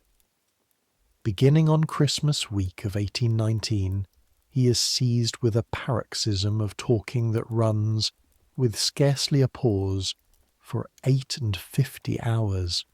2 days and 2 nights and half another day. You're there for the middle of it. He talks himself hoarse and past hoarse. He gives orders to men 40 years dead. He inspects regiments, harvests, his children's lessons. He's in Hanover, at Cheltenham, at sea. The voice sinks at last to a thread, to a breath with word shapes in it, and still it runs, and there is nothing to be done, and nothing is done. The chair stays under its cover. The strength is gone at last, and what is left needs no restraining, only witnessing. And so you witness. Watch on watch. You and the Norfolk boy, Hedge, who is steady now, 3 years made, and you see him having his own first nights inside this terrible marathon, and you feed him bread and cheese at 4 in the morning and tell him it settles. After the 58 hours, silence. He has spent the last of the words. He takes a little food, a little wine and water. He does not leave the bed again, and the household, which has held its long breath for 9 years, begins very quietly, without one order being given, to prepare. You feel it through the walls, a stillness stiller than the old stillness. Mrs. Yardley's barley water comes up twice a day now. The chapel people are seen consulting in the cloister. Down in the town, though no bulletin has said one word beyond the usual words, the shops begin, discreetly, to lay in black cloth, because the second Windsor knows everything, and the town is the third Windsor, and the walls were never as thick as the doctors believed. In the middle of January, from your chair in the lamplight, you notice that you have started to pray on watch. You who fell out of the habit years ago, mumbling in the pew beside Anne on Sundays. It comes back on you the way the shaking came back, unasked. Not for his recovery. You're long past that dishonesty, and not, you slowly understand, for his release either. Exactly. What you pray, night after night, sitting in a pool of lamplight beside the oldest king England has ever had, is a single word over and over, the only prayer your whole strange service has taught you, and the word is gently, gently, gently. The last week of January 1820 is iron cold. The Thames carries ice at the edges. The rooks sit fluffed and silent on the battlements. The water in the passage jug wears a skin by morning. In the king's rooms the fires are built high, and the old man in the bed lies small and quiet under his covers, taking a little jelly, a little wine, less each day, and the doctors come oftener and stay longer and write shorter and shorter entries in the book. On the 27th he ceases to take anything at all. On the 29th of January, it is a Saturday. You come on watch at 6 in the evening, early, because everyone is early now. The rota has dissolved into a vigil and no one says so, and the outer rooms are full in a way they have not been full in all your years. The Duke of York is there, the King's second son, the soldier one, the one who came over the years more than all the rest together, and is here now, has been here days, grey-faced, gentle with the servants, the doctors, all of them, the chaplain, and through the open inner door the bedchamber firelit, and the sound that everyone in the apartment is listening to while pretending to do other things, the breathing. You know his body better than your wife's, I told you. So I will tell you plainly what the others in those rooms only feared. You know by 7 o'clock. The breath has gone to long, spaced sighs with great gulfs between them, each gulf a little wider, the tide going out over flat sand, no struggle in it, no distress. After all of it, after the chair and the straps and the 58 hours, no distress at all, and you stand your watch at the wall of the bedchamber, hands folded, the junior men outside because the senior man stands in. That is the tradition. Fitch stood in for the deaths of 2 princesses, and now you understand what his face was when he came out. The Duke of York kneels by the bed. The chaplain reads low. The fire is perfectly steady. On the high shelf the lamp burns, as it has burned for 9 years, because darkness frightens him. At 8:30 and some seconds that no one counts, there is a sigh, and then the gulf, and then no further shore. The chaplain's voice goes on a sentence or two alone now and stops. The Duke of York does not move for a long time. Somewhere below, muffled by 2 floors of stone, the ordinary castle is at its ordinary evening, and will know in 10 minutes, and the world in a day. The King of England, the American War and the lost colonies and the farms and the music and Bonaparte and 60 years of it, has ended in a firelit room with 11 people, and of the 11, one is a blacksmith's son from Lincolnshire standing at the wall.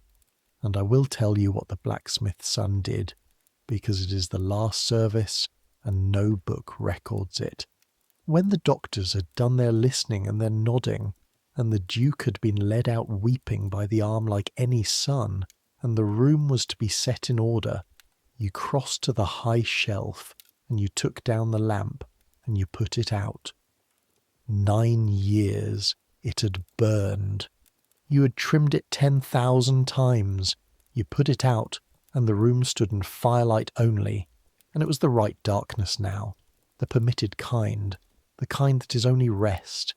And you said, under your breath, to the small still shape on the bed, the words you were taught for ending every watch, the words you had said to him at 8 in the morning 1,000 times when the dayman came.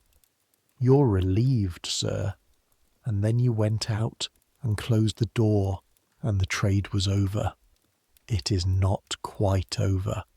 There are the strange humming days between the death and the funeral, when the castle fills and fills, officials, heralds, upholsterers hanging black, the coffin men, the endless coming and going, and the news runs out over England ring by ring, tolling from tower to tower, and you stand in Thames Street with your wife on the Sunday and listen to it, and watch the town go black-armed and shuttered, and men who never saw him take off their hats to the castle on the hill, and your own children wear black bands their mother sewed, for a man they never saw, whose nights their father kept and cannot say so.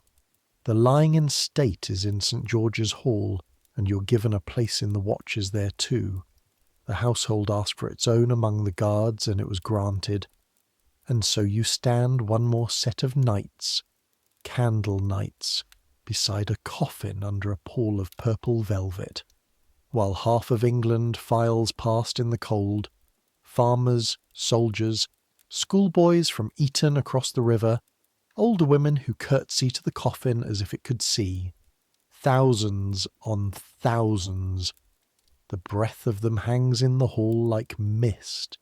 You stand your 6 hours with a reversed stave in your hands and you think, none of you knew him. And then, watching an old labourer stop and stand and knuckle his forehead the old way, the field way, tears on his face for his mad blind king. You correct yourself. The last correction of your service. No, they knew him. They knew him the other way round from me. Between us all, perhaps he was known. The funeral is on the 16th of February at night, because royal funerals are night things, torchlight things. You're not inside the chapel. Your place is the passage of the cloister, lining the way with the household, and so what you have of it is what the servants always have.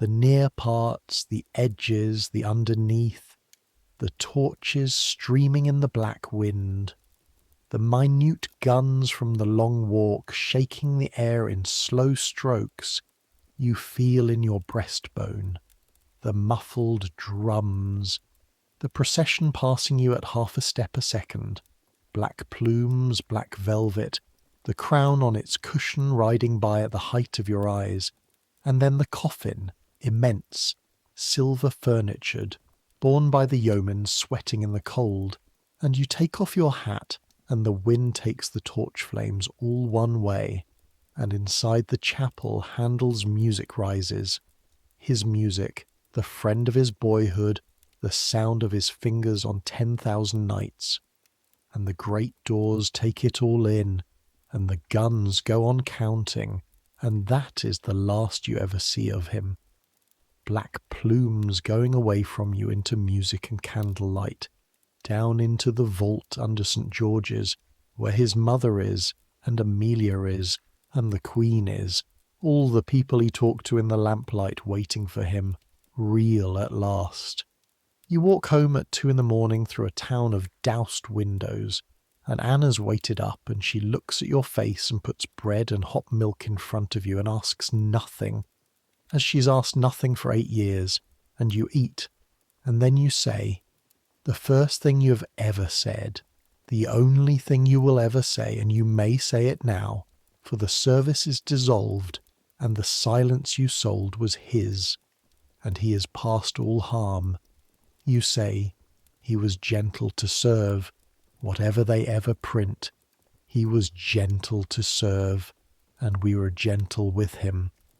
And she says, I know, and takes your hand across the table, and that is your whole confession and her whole absolution, and the clock ticks, and upstairs a child turns over in bed, and the kingdom has a new king, fat and sad in London, and the lamp is out, and the long watch of your young manhood is done.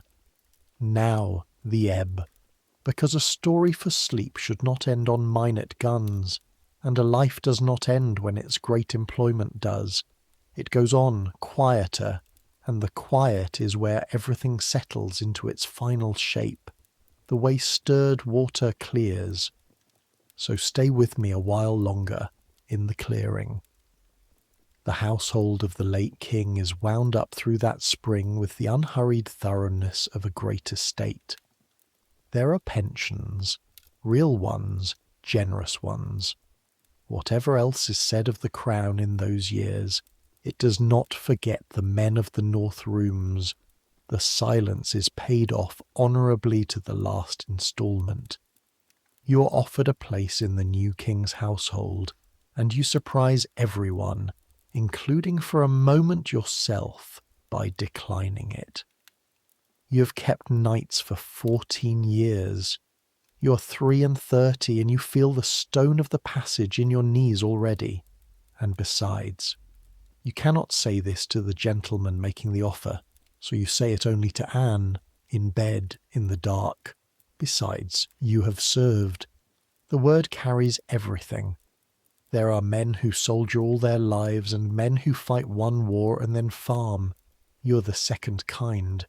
You fought one war, the longest and strangest and gentlest war ever fought, 9 years of it in 4 rooms, and it is over, and the flag of it is furled. With the pension and your savings, you do the thing that was always, you realise now, waiting at the bottom of you like a coin at the bottom of a well. You buy the forge. Not your father's. Your father's went to your brother, as was right, but a forge in Windsor town itself, in Peascod Street, with a house behind it, and Samuel Creed, who held the King of England together with his hands, spends the next 30 years using those hands on gate hinges and horseshoes and fire irons, and is happy. Genuinely, largely, daily happy. Your hands were always the truest part of you. The north rooms borrowed them. The anvil gives them back. And here is a thing I want you to notice, because you would never notice it yourself being inside it. You become in the town a slightly legendary man, and you never learn the exact shape of your own legend. It is known. Of course it is known. The Third Windsor knows everything. That Creed the Smith was one of them, one of the old king's nightmen. Nobody asks you directly, not once in 30 years. The town has its manners, but it shows in sideways things.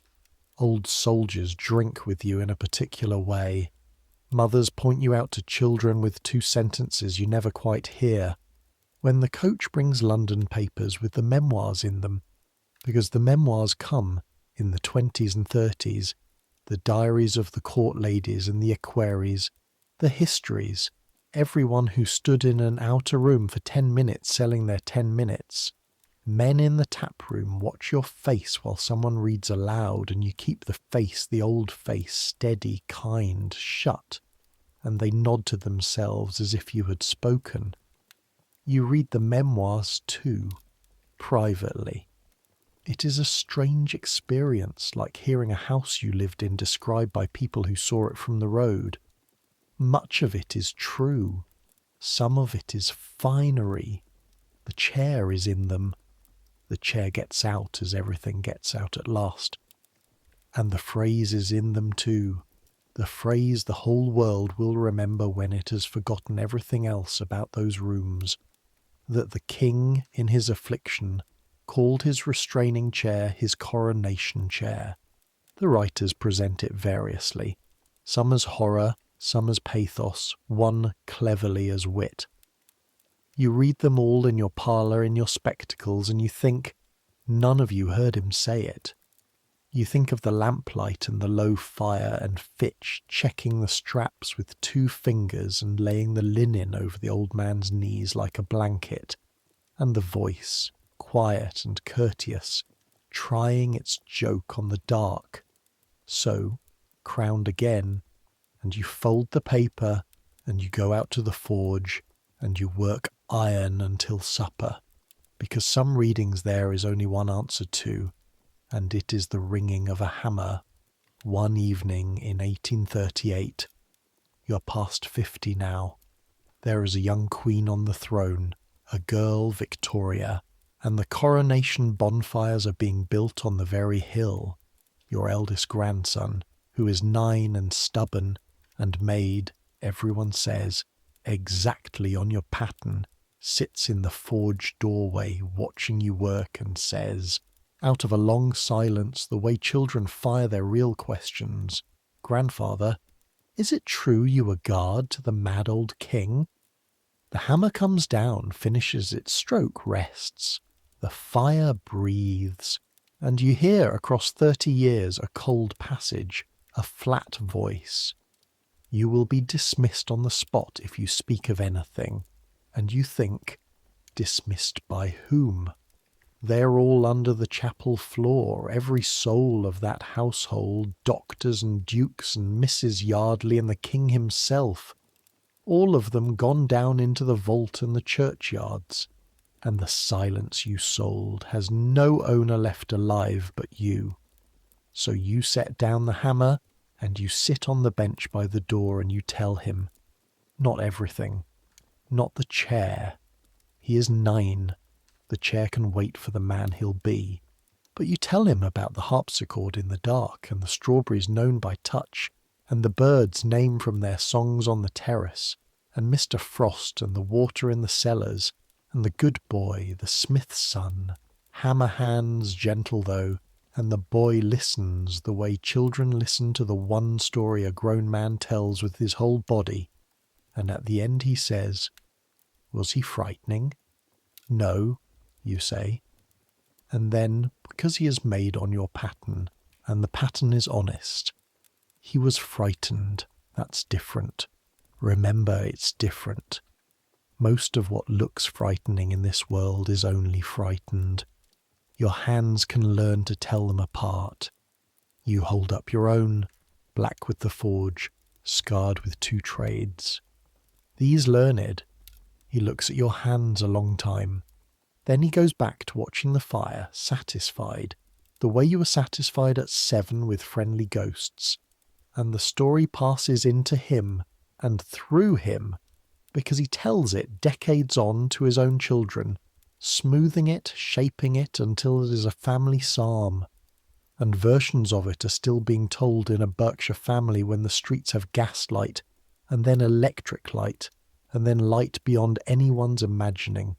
And that is how the truth of a locked room travels, not through the memoirs, but hand to hand, at forged doors, in the tellable parts, wearing smooth like the arms of an oak chair. You should know, before we let the daylight go entirely, what became of the things. The 4 rooms were emptied that spring of 1820, inventoried and dispersed, the way the rooms of the dead always are, greatness making no difference. The harpsichord went to the Queen's effects, and thence into the slow river of royal furniture, and it exists yet somewhere in the great collections mute, and not one person in 10,000 who passes such instruments in a gallery ever thinks, "Someone played this in the dark for ghosts, the lamp you gave to no inventory, the lamp, I am sorry to say, and you were sorry too, in a small stubborn way, all your life. The lamp went wherever lamps go, into stores, into sales, into the melting pot for all anyone knows.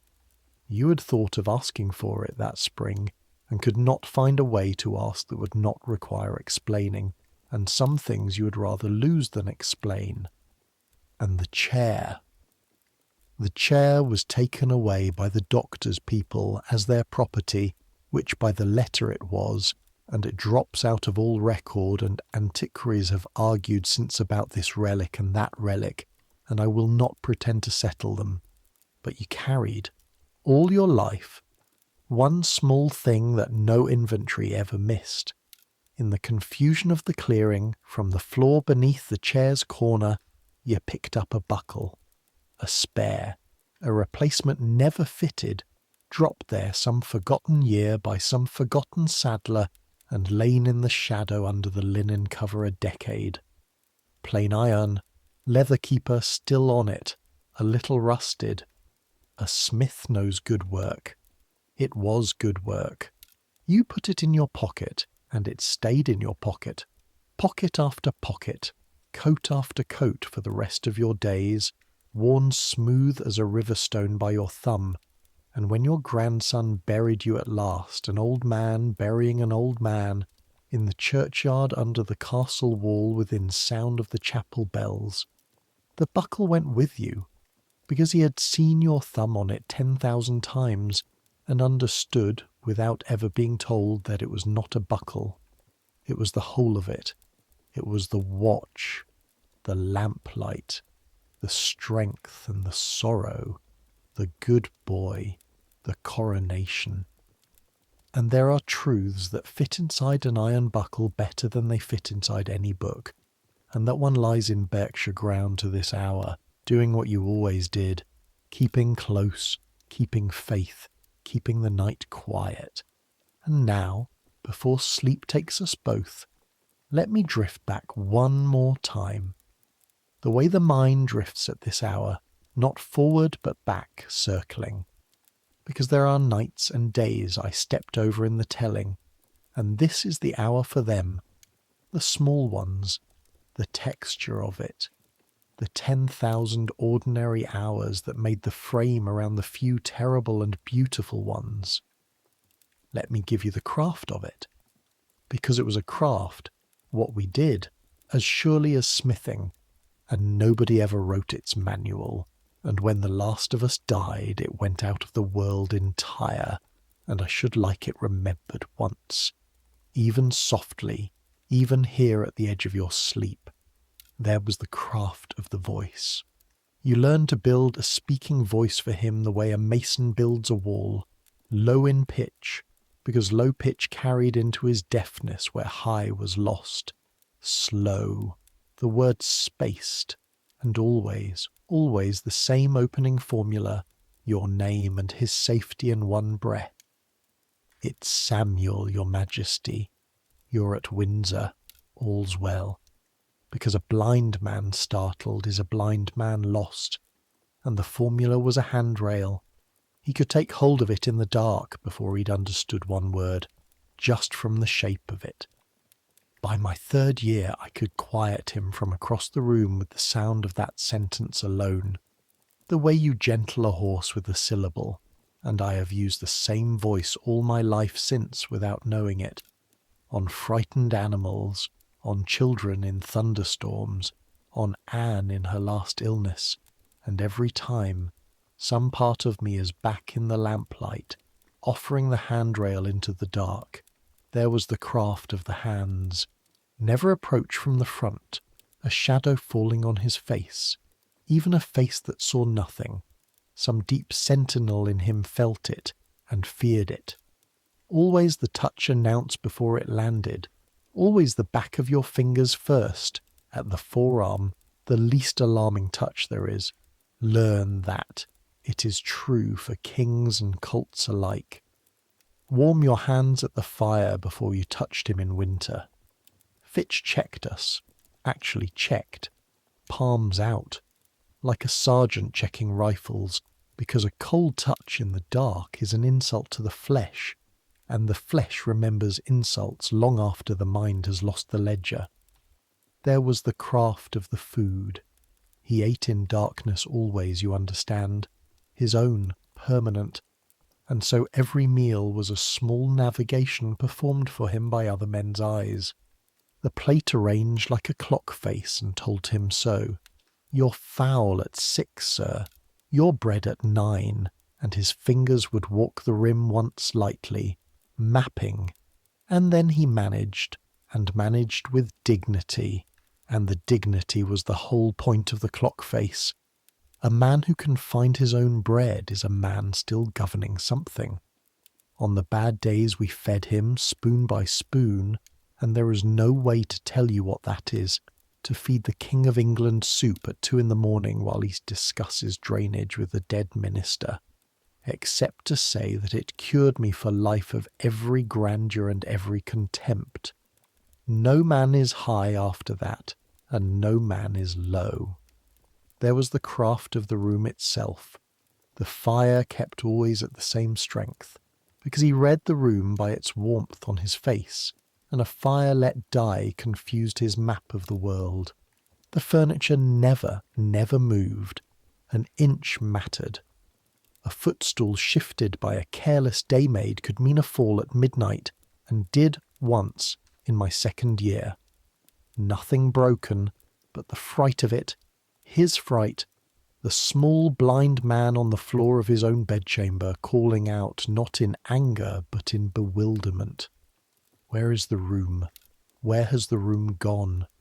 And I carry the sound of that yet, and so did the daymaid, poor girl, who wept in the still room until Mrs. Yardley fed her shortbread and told her the first law of the North Rooms, which was Fitch's law, which became mine. We're not here to be perfect. We're here to be there. You were there. The room came back. Drink your tea. We are not here to be perfect. We're here to be there. If you take one sentence out of this whole long night, listener, take that one. It will serve you at bedsides you cannot yet imagine. And there was the craft of the watch itself, the deep skill under all the others, which was nothing more and nothing less than the management of your own mind through the hours of 3 and 4 and 5, the trench hours, when the castle is a stone ship at anchor, and the fire talks to itself, and the king murmurs to his dead, and your eyes want to close and must not. Every night man had his method. Portman did fortifications in his head, siege lines. He'd been a soldier. Hedge, when he came, said psalms. His lips moved. You could tell the hour by where he'd got to. I did iron. I built things, at the anvil behind my eyes, hinge by hinge, scroll by scroll, gates I would not stand at a real forge to make for 20 years yet, and when at last I did make them, the finest work of my life, the chancel gates that hang in a church I'll not name, that visitors call lovely without knowing what they're looking at, I was only copying. Every line of them was drawn at 3 in the morning in a lamplit room at Windsor, 30 years before, to keep a tired boy's eyes open beside a sleeping king. The gates are his, really. Most of me is. Let me give you two one day of the world, for contrast, because you should feel once how it felt to stand with a foot in each Windsor. August of 1814, the false peace. The summer the whole country went mad with celebrating. Boney beaten the first time. Packed off to Elba, nobody knowing he'd be back within the year. And the Regent throws his great jubilee, and even Windsor, staid grey Windsor, frisks like a colt. There is a fair on the Brocas Meadows.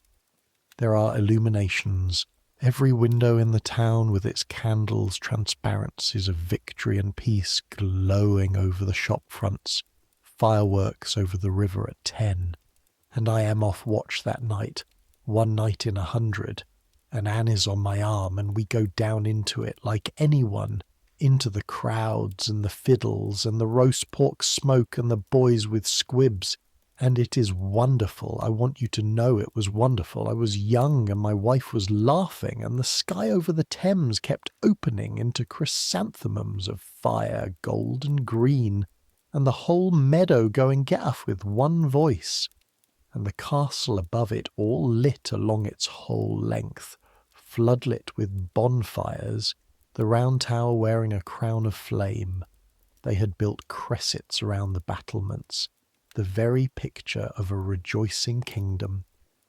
And I stood in the meadow with my arm around my wife, in the middle of the and I looked up past the fireworks at the north front, at one row of windows dark in all that light, shuttered, and I knew to the man who was sitting in the lamplight behind the third window, and what the fireworks would be to him if they reached him at all. A faint concussion in the stone, felt in the chair arms, puzzling, then let go. The kingdom rejoicing on his lawn for a victory in his war, and he not knowing there was a war, or a victory, or a lawn. Anne felt me go still. She followed my eyes up. And she did the wisest thing anyone ever did with my service, the thing I have loved her for across 60 years and past her grave. She said nothing at all.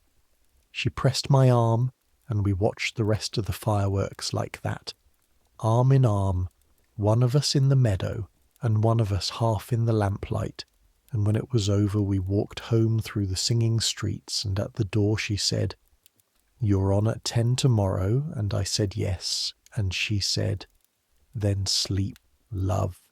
And that was all, and that was everything.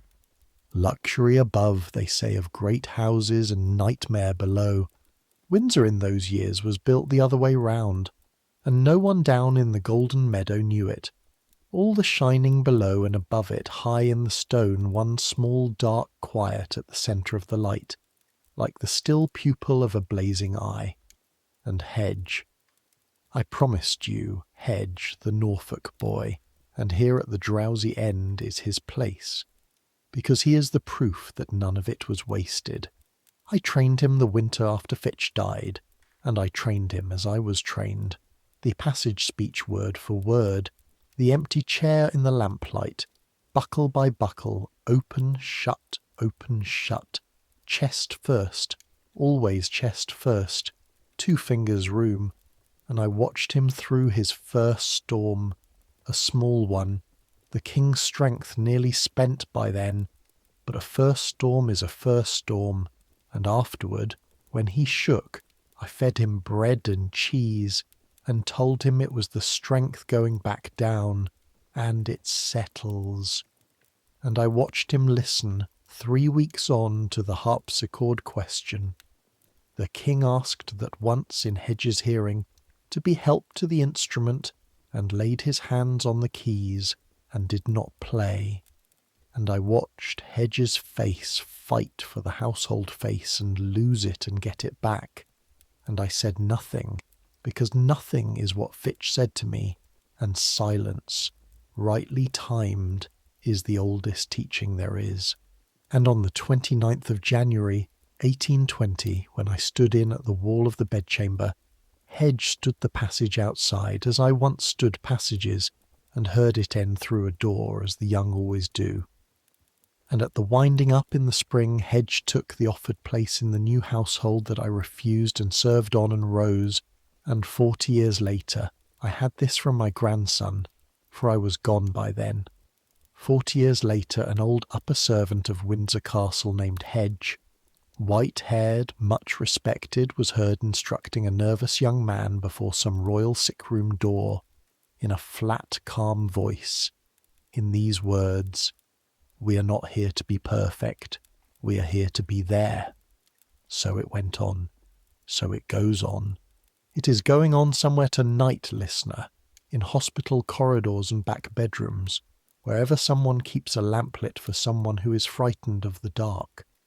The same trade, the same craft, handed down from hand to warm hand, from a cold passage at Windsor, from before that, from as far back as there have been people, which is to say as far back as there have been people sitting up with people. It is the oldest work there is. It has no guild and no monument. Its whole wage, under the money, is the one you already know. Good boy, good boy. Hammer hands, gentle though, and since we are drifting, let me lay in beside these the smaller relics, the year wheel of the north rooms, the things that came round and round like the figures on a clock, because a decade is not made of its great nights, it is made of its repetitions, and the repetitions are what your body remembers when everything else has worn away. Winter was the water. Everything in winter came back to water. The jug skinned with ice in the passage, broken with a knuckle, the copper cans of hot water carried up at 6 for his washing, wrapped in flannel so they'd keep their heat the length of 3 staircases, and the particular ache of your fingers curled through their handles. The weight of them, 40 pounds of kindness a morning. The basins. The warming pans run between his sheets at 9, the long slow figure. 8. You learned to draw with a pan of coals under linen so it heated even and scorched nowhere. A skill, a real skill, and I could do it yet, this minute, in the dark at 80. Winter was also the fear season for fire. A castle is a chimney wearing a crown, and twice in my years the night bell went for smoke. Once a beam smouldering behind a kitchen flew 2 courts away. Once, much nearer, a block chimney in the very passage of the north rooms, smoke crawling under the door at 4 in the morning like something looking for him. That night I learned what the drills were for a second time. Portman to the king. You never leave the king, whatever burns. And Hedge and I to the passage with wet cloths and the axe, and the sweep's boy up inside the stack by 5, and by 6 it was a story. And by 7 it was an entry in the book, and by 8 the day men were yawning at it. But I will tell you what I never entered in any book, that in the middle of it, with the passage full of smoke smell and men's low urgent voices, the king woke and sat up and sniffed and said with complete calm, with something almost like satisfaction, "Chimney fire, northwest stack, have them look where it elbows," and went back to sleep. And the sweep's boy found the seat of it exactly there, exactly at the elbow. 60 years of living in houses stored in a ruined head, and every fact of it still good. The kingdom had lost its king. The king had lost nothing but the kingdom. Spring was the linen, the great washes, the airing, the rooms done one by one while we walked him in the others, the smell of soap and wet stone up every stair, and his own linen, which was its own department of state. Fine, always fine, changed with a frequency that would have beggared a gentleman, because cleanliness was one of the few comforts left that he could fully feel, and the household spent on it accordingly, without one grudging word, ever. I have seen the bills. A duke was clothed for less. It was right. When the world you can reach has shrunk to the width of your own skin, the linen against that skin is your whole climate, and we kept his climate kind. Summer was the terrace and the strawberries and the shaved ice from the ice house. He loved ice, loved it like a boy, would hold a sliver in his mouth and go still all over with the pleasure of it. And summer was also the visitors' season, and I should give you the visitors, because they are part of the answers to the question that hangs over this whole story. The question of what the world knew. The world knew almost nothing, and wanted to know everything, and the wanting pressed against our doors all year like weather. The official channel was the bulletin, once a month, framed and hung at St. James's, a sentence or two drawn up by the doctors with the care of a treaty. His Majesty's disorder continues without material alteration, and I have watched Dr. John labour half a morning over whether the word was material or considerable, because the funds in the city moved on that word, men bought and sold on it. The difference between those two adjectives was worth thousands in the market by noon. That is a true thing about the world, and you may as well learn it at bedtime as anywhere. There is always a market listening at the sick-room door, and below the bulletin, the unofficial channels, pressing. Sightseers came to Windsor in those years as they had always come, and the castle stayed open to them in its public parts, the state apartments, the terrace at hours, and every season some few of them tried the thing you'd expect. A coin to a century, a wrong turn taken on purpose, a lady of quality, twice ladies of quality, discovered in the wrong court with an opera glass, sincerely persuaded that a good Englishwoman had a right to a glimpse of her afflicted sovereign. They were turned about courteously by men trained to courtesy, and they went home and invented what they had not seen, and their inventions went into letters, and the letters into drawing-rooms, and the drawing-rooms into print, and that is how the public Windsor of those years was built. A castle of rumour, standing beside the real one, twice as tall and full of chains and shrieking. I lived in the real one. The real one was quieter than your bedroom is now. The most sensational thing in it was an old man asking whether the hay was got in. Autumn was the accounts and the candles. The household's year turned at Michaelmas, and the candle order for the north rooms alone, I once heard the clerk say with a kind of awe, exceeded that of a substantial parish church. Wax, all of it. None of your tallow smoke in his rooms. Wax by the hundredweight, because his lamp did not go out and his candle stood lit against nothing at all, against the idea of darkness, in rooms where the one inhabitant had not seen flame in years. Somewhere in the ledgers of that reign, If the ledgers live, there is a decade-long line of entries that is really a psalm, though it looks like arithmetic. So much spent year on year on light for a blind man, because he wished it, because it comforted him to know the light was there, the way it comforts a child to know the door is ajar. I trimmed those wicks 10,000 times, and I never once in 10 years thought the money wasted, and I have thought harder about that since than about anything else in my service, that the truest tenderness I ever saw in this world was invisible to the very man it was for, and given anyway, nightly, by the hundredweight. And autumn, late autumn, was the dead man's season. His dead, I mean the court he kept. You would think the visits of the dead came at random, and for years I thought so too, until I'd sat enough autumns to see the pattern. They thickened as the year went down. October brought his soldiers. He inspected them by the hour, regiments broken at Saratoga and Yorktown 40 years gone, and he had comfortable words for their colonels and sometimes hard ones. I did not send you there, sir, my ministers sent you there, and I have had leisure to be sorry for it. Tell your men. And I stood at walls and heard a king apologize to an army of ghosts for a war I had learned as a single line in a dame school. November brought Amelia, always Amelia, more and more Amelia as the month of her death came round, until on certain evenings the whole room was her. And early in my service this seemed to me the saddest of all his hours, and by the end it seemed the least sad, and I will try once, clumsily, to say why.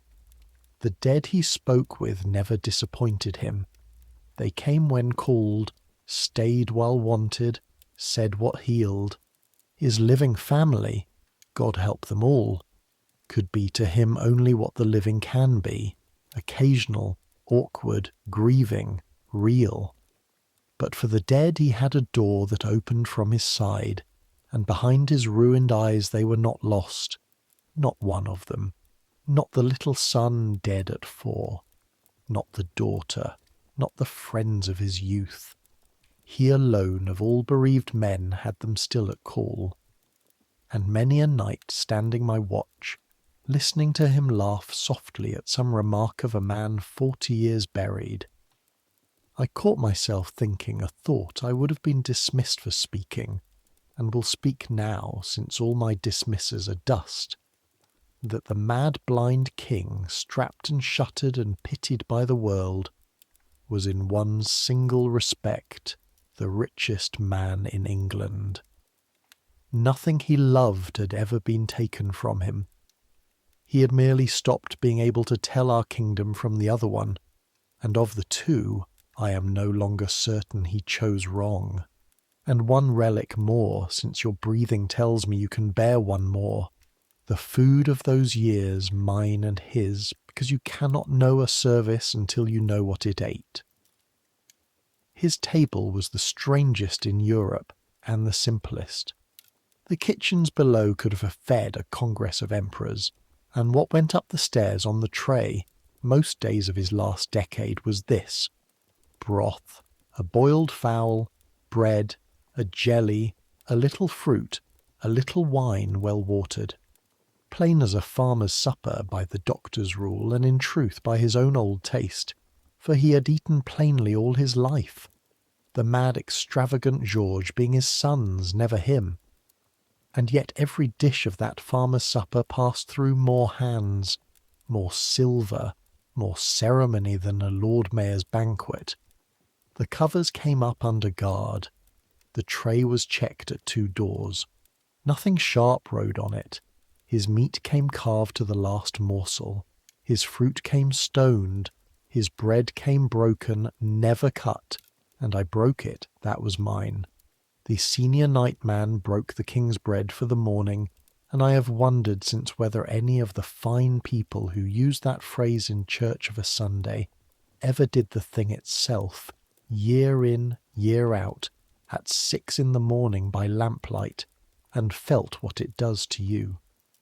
Hours below was the plenty I told you of at the start, and I will add only this, the detail I withheld, every night at midnight, by an order nobody could trace to its origin, an order older than any serving man's memory.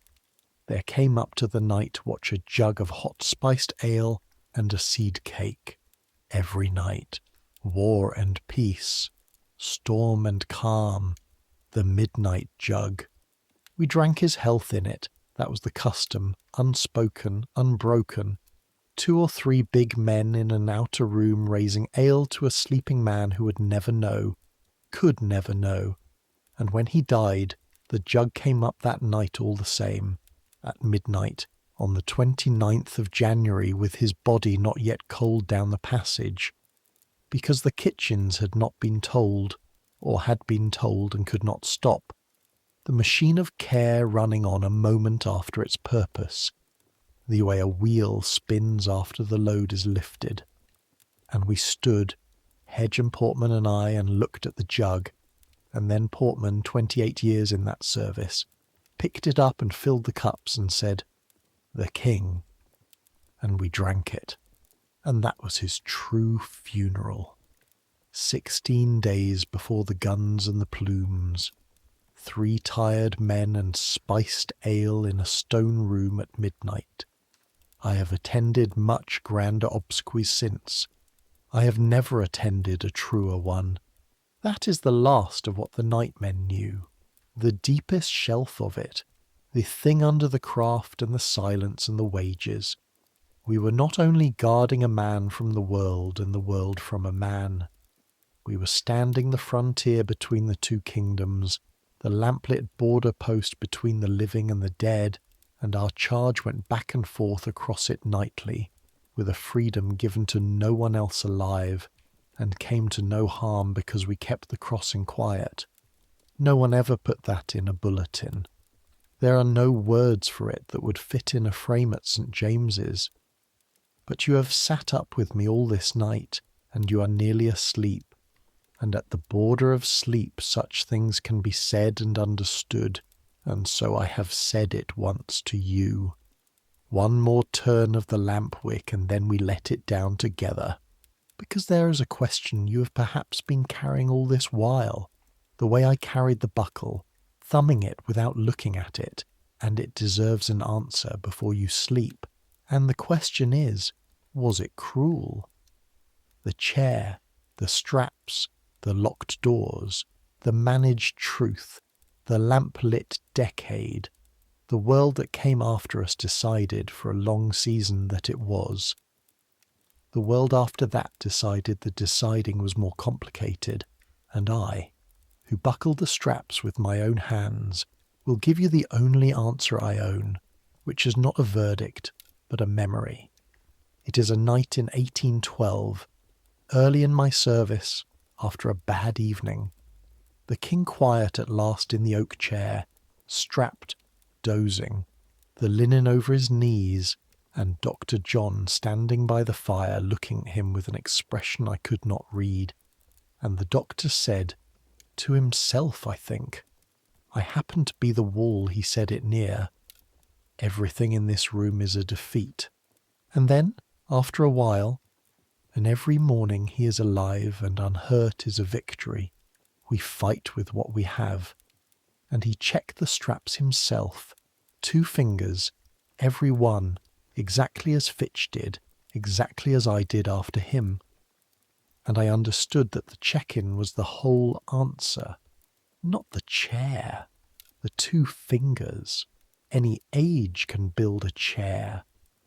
What we built in those rooms, night on night, year on year, with our warmed hands and our handrail voices and our flat kind faces, was the 2 fingers room, the space between restraint and cruelty, held open by nothing but care, renewed by nothing but attention, every buckle, every time. The world may judge the chair. I will not argue. I only testify to the space. I kept it open. We kept it open. It was the size of 2 fingers, and we kept it open for 30 years. And if there is anything of us worth carrying forward into your bright, strange century, it is not the chair and not the straps. It is that. And now the wick. Down. It is late. It was always late in this story. Late was where we lived. The fire has fallen to a red settlement of itself, ticking as it cools. The lamp on the high shelf is burning small and even, the way a well-trimmed lamp burns in the deep of the night, asking nothing. The castle is quiet above you and below you. 200 people sleeping in a stone hill. Down in the town the last tap room has shuttered. The watchman has called his hour and gone on. The river slides black and cold under the bridge, carrying its little freight of ice past Eton, past the sleeping boys, away toward London and the sea. And in the bed the old man is sleeping, truly sleeping, the good kind, the deep kind, the breathing long and low and even. The hands are still on the coverlet. Whatever he walked through this evening, whatever any of us walked through this evening, it is over now, and it cannot follow him where he has gone, and it cannot follow you either. Your watch is nearly done. Feel it, how the room holds you, the chair firm under you, the warmth of the banked fire reaching your knees, your feet aching pleasantly, done with standing, your hands loose in your lap at last, empty, off duty, hammer hands, gentle though, with nothing more asked of them tonight. You are warm enough, fed enough, safe enough. You have a roof of ancient stone above you, and a lamp that will not go out, and someone would come if you called. That is more than most of the sleeping world has ever had. That is enough. The sounds are going now, one by one, the way they go. The fire's ticking, fainter, the wind at the shutter fainter.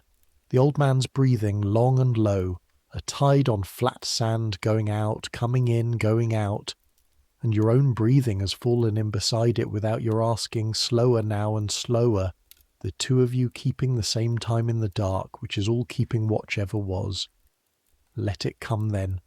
Let sleep take you the way it took him, between one breath and the next, like a candle pinched out by a kind hand. Let the room fade. Let the lamplight soften. Let your thoughts slow and settle and finally stop, like a fire agreeing at last to be embers. Tomorrow there will be the waking and the work and the world. Tomorrow there will be all of it again. But that's tomorrow. Right now there is only this, the warmth, the quiet, the long even breathing that is partly his and partly yours, the same as last night, the same as 10,000 nights in that room, the same as all the nights stretching out ahead of you, each one ending, if you're lucky, exactly here. Centuries will pass. The Windsor you have walked tonight will change beyond recognition.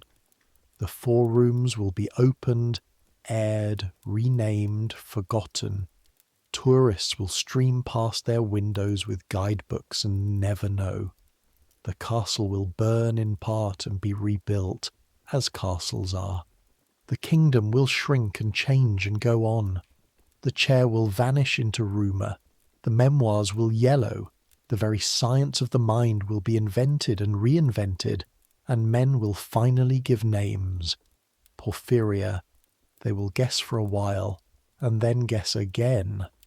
To the storm that broke him, and the names will not matter to him at all, any more than the fireworks did.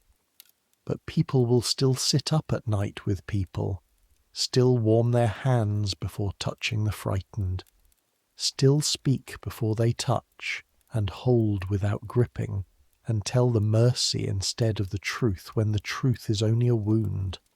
Still keep lamps lit for those who cannot bear the dark, and put them out gently at the end, and say some version of "You're relieved, sir," to some small still shape they loved. Some things don't change. The human hand doesn't change. The watch doesn't change. The need, at the end of every long day, to lay it all down and be held by the dark instead of fighting it, that doesn't change either. So lay it down. You've kept your watch, every buckle checked, 2 fingers room in everything.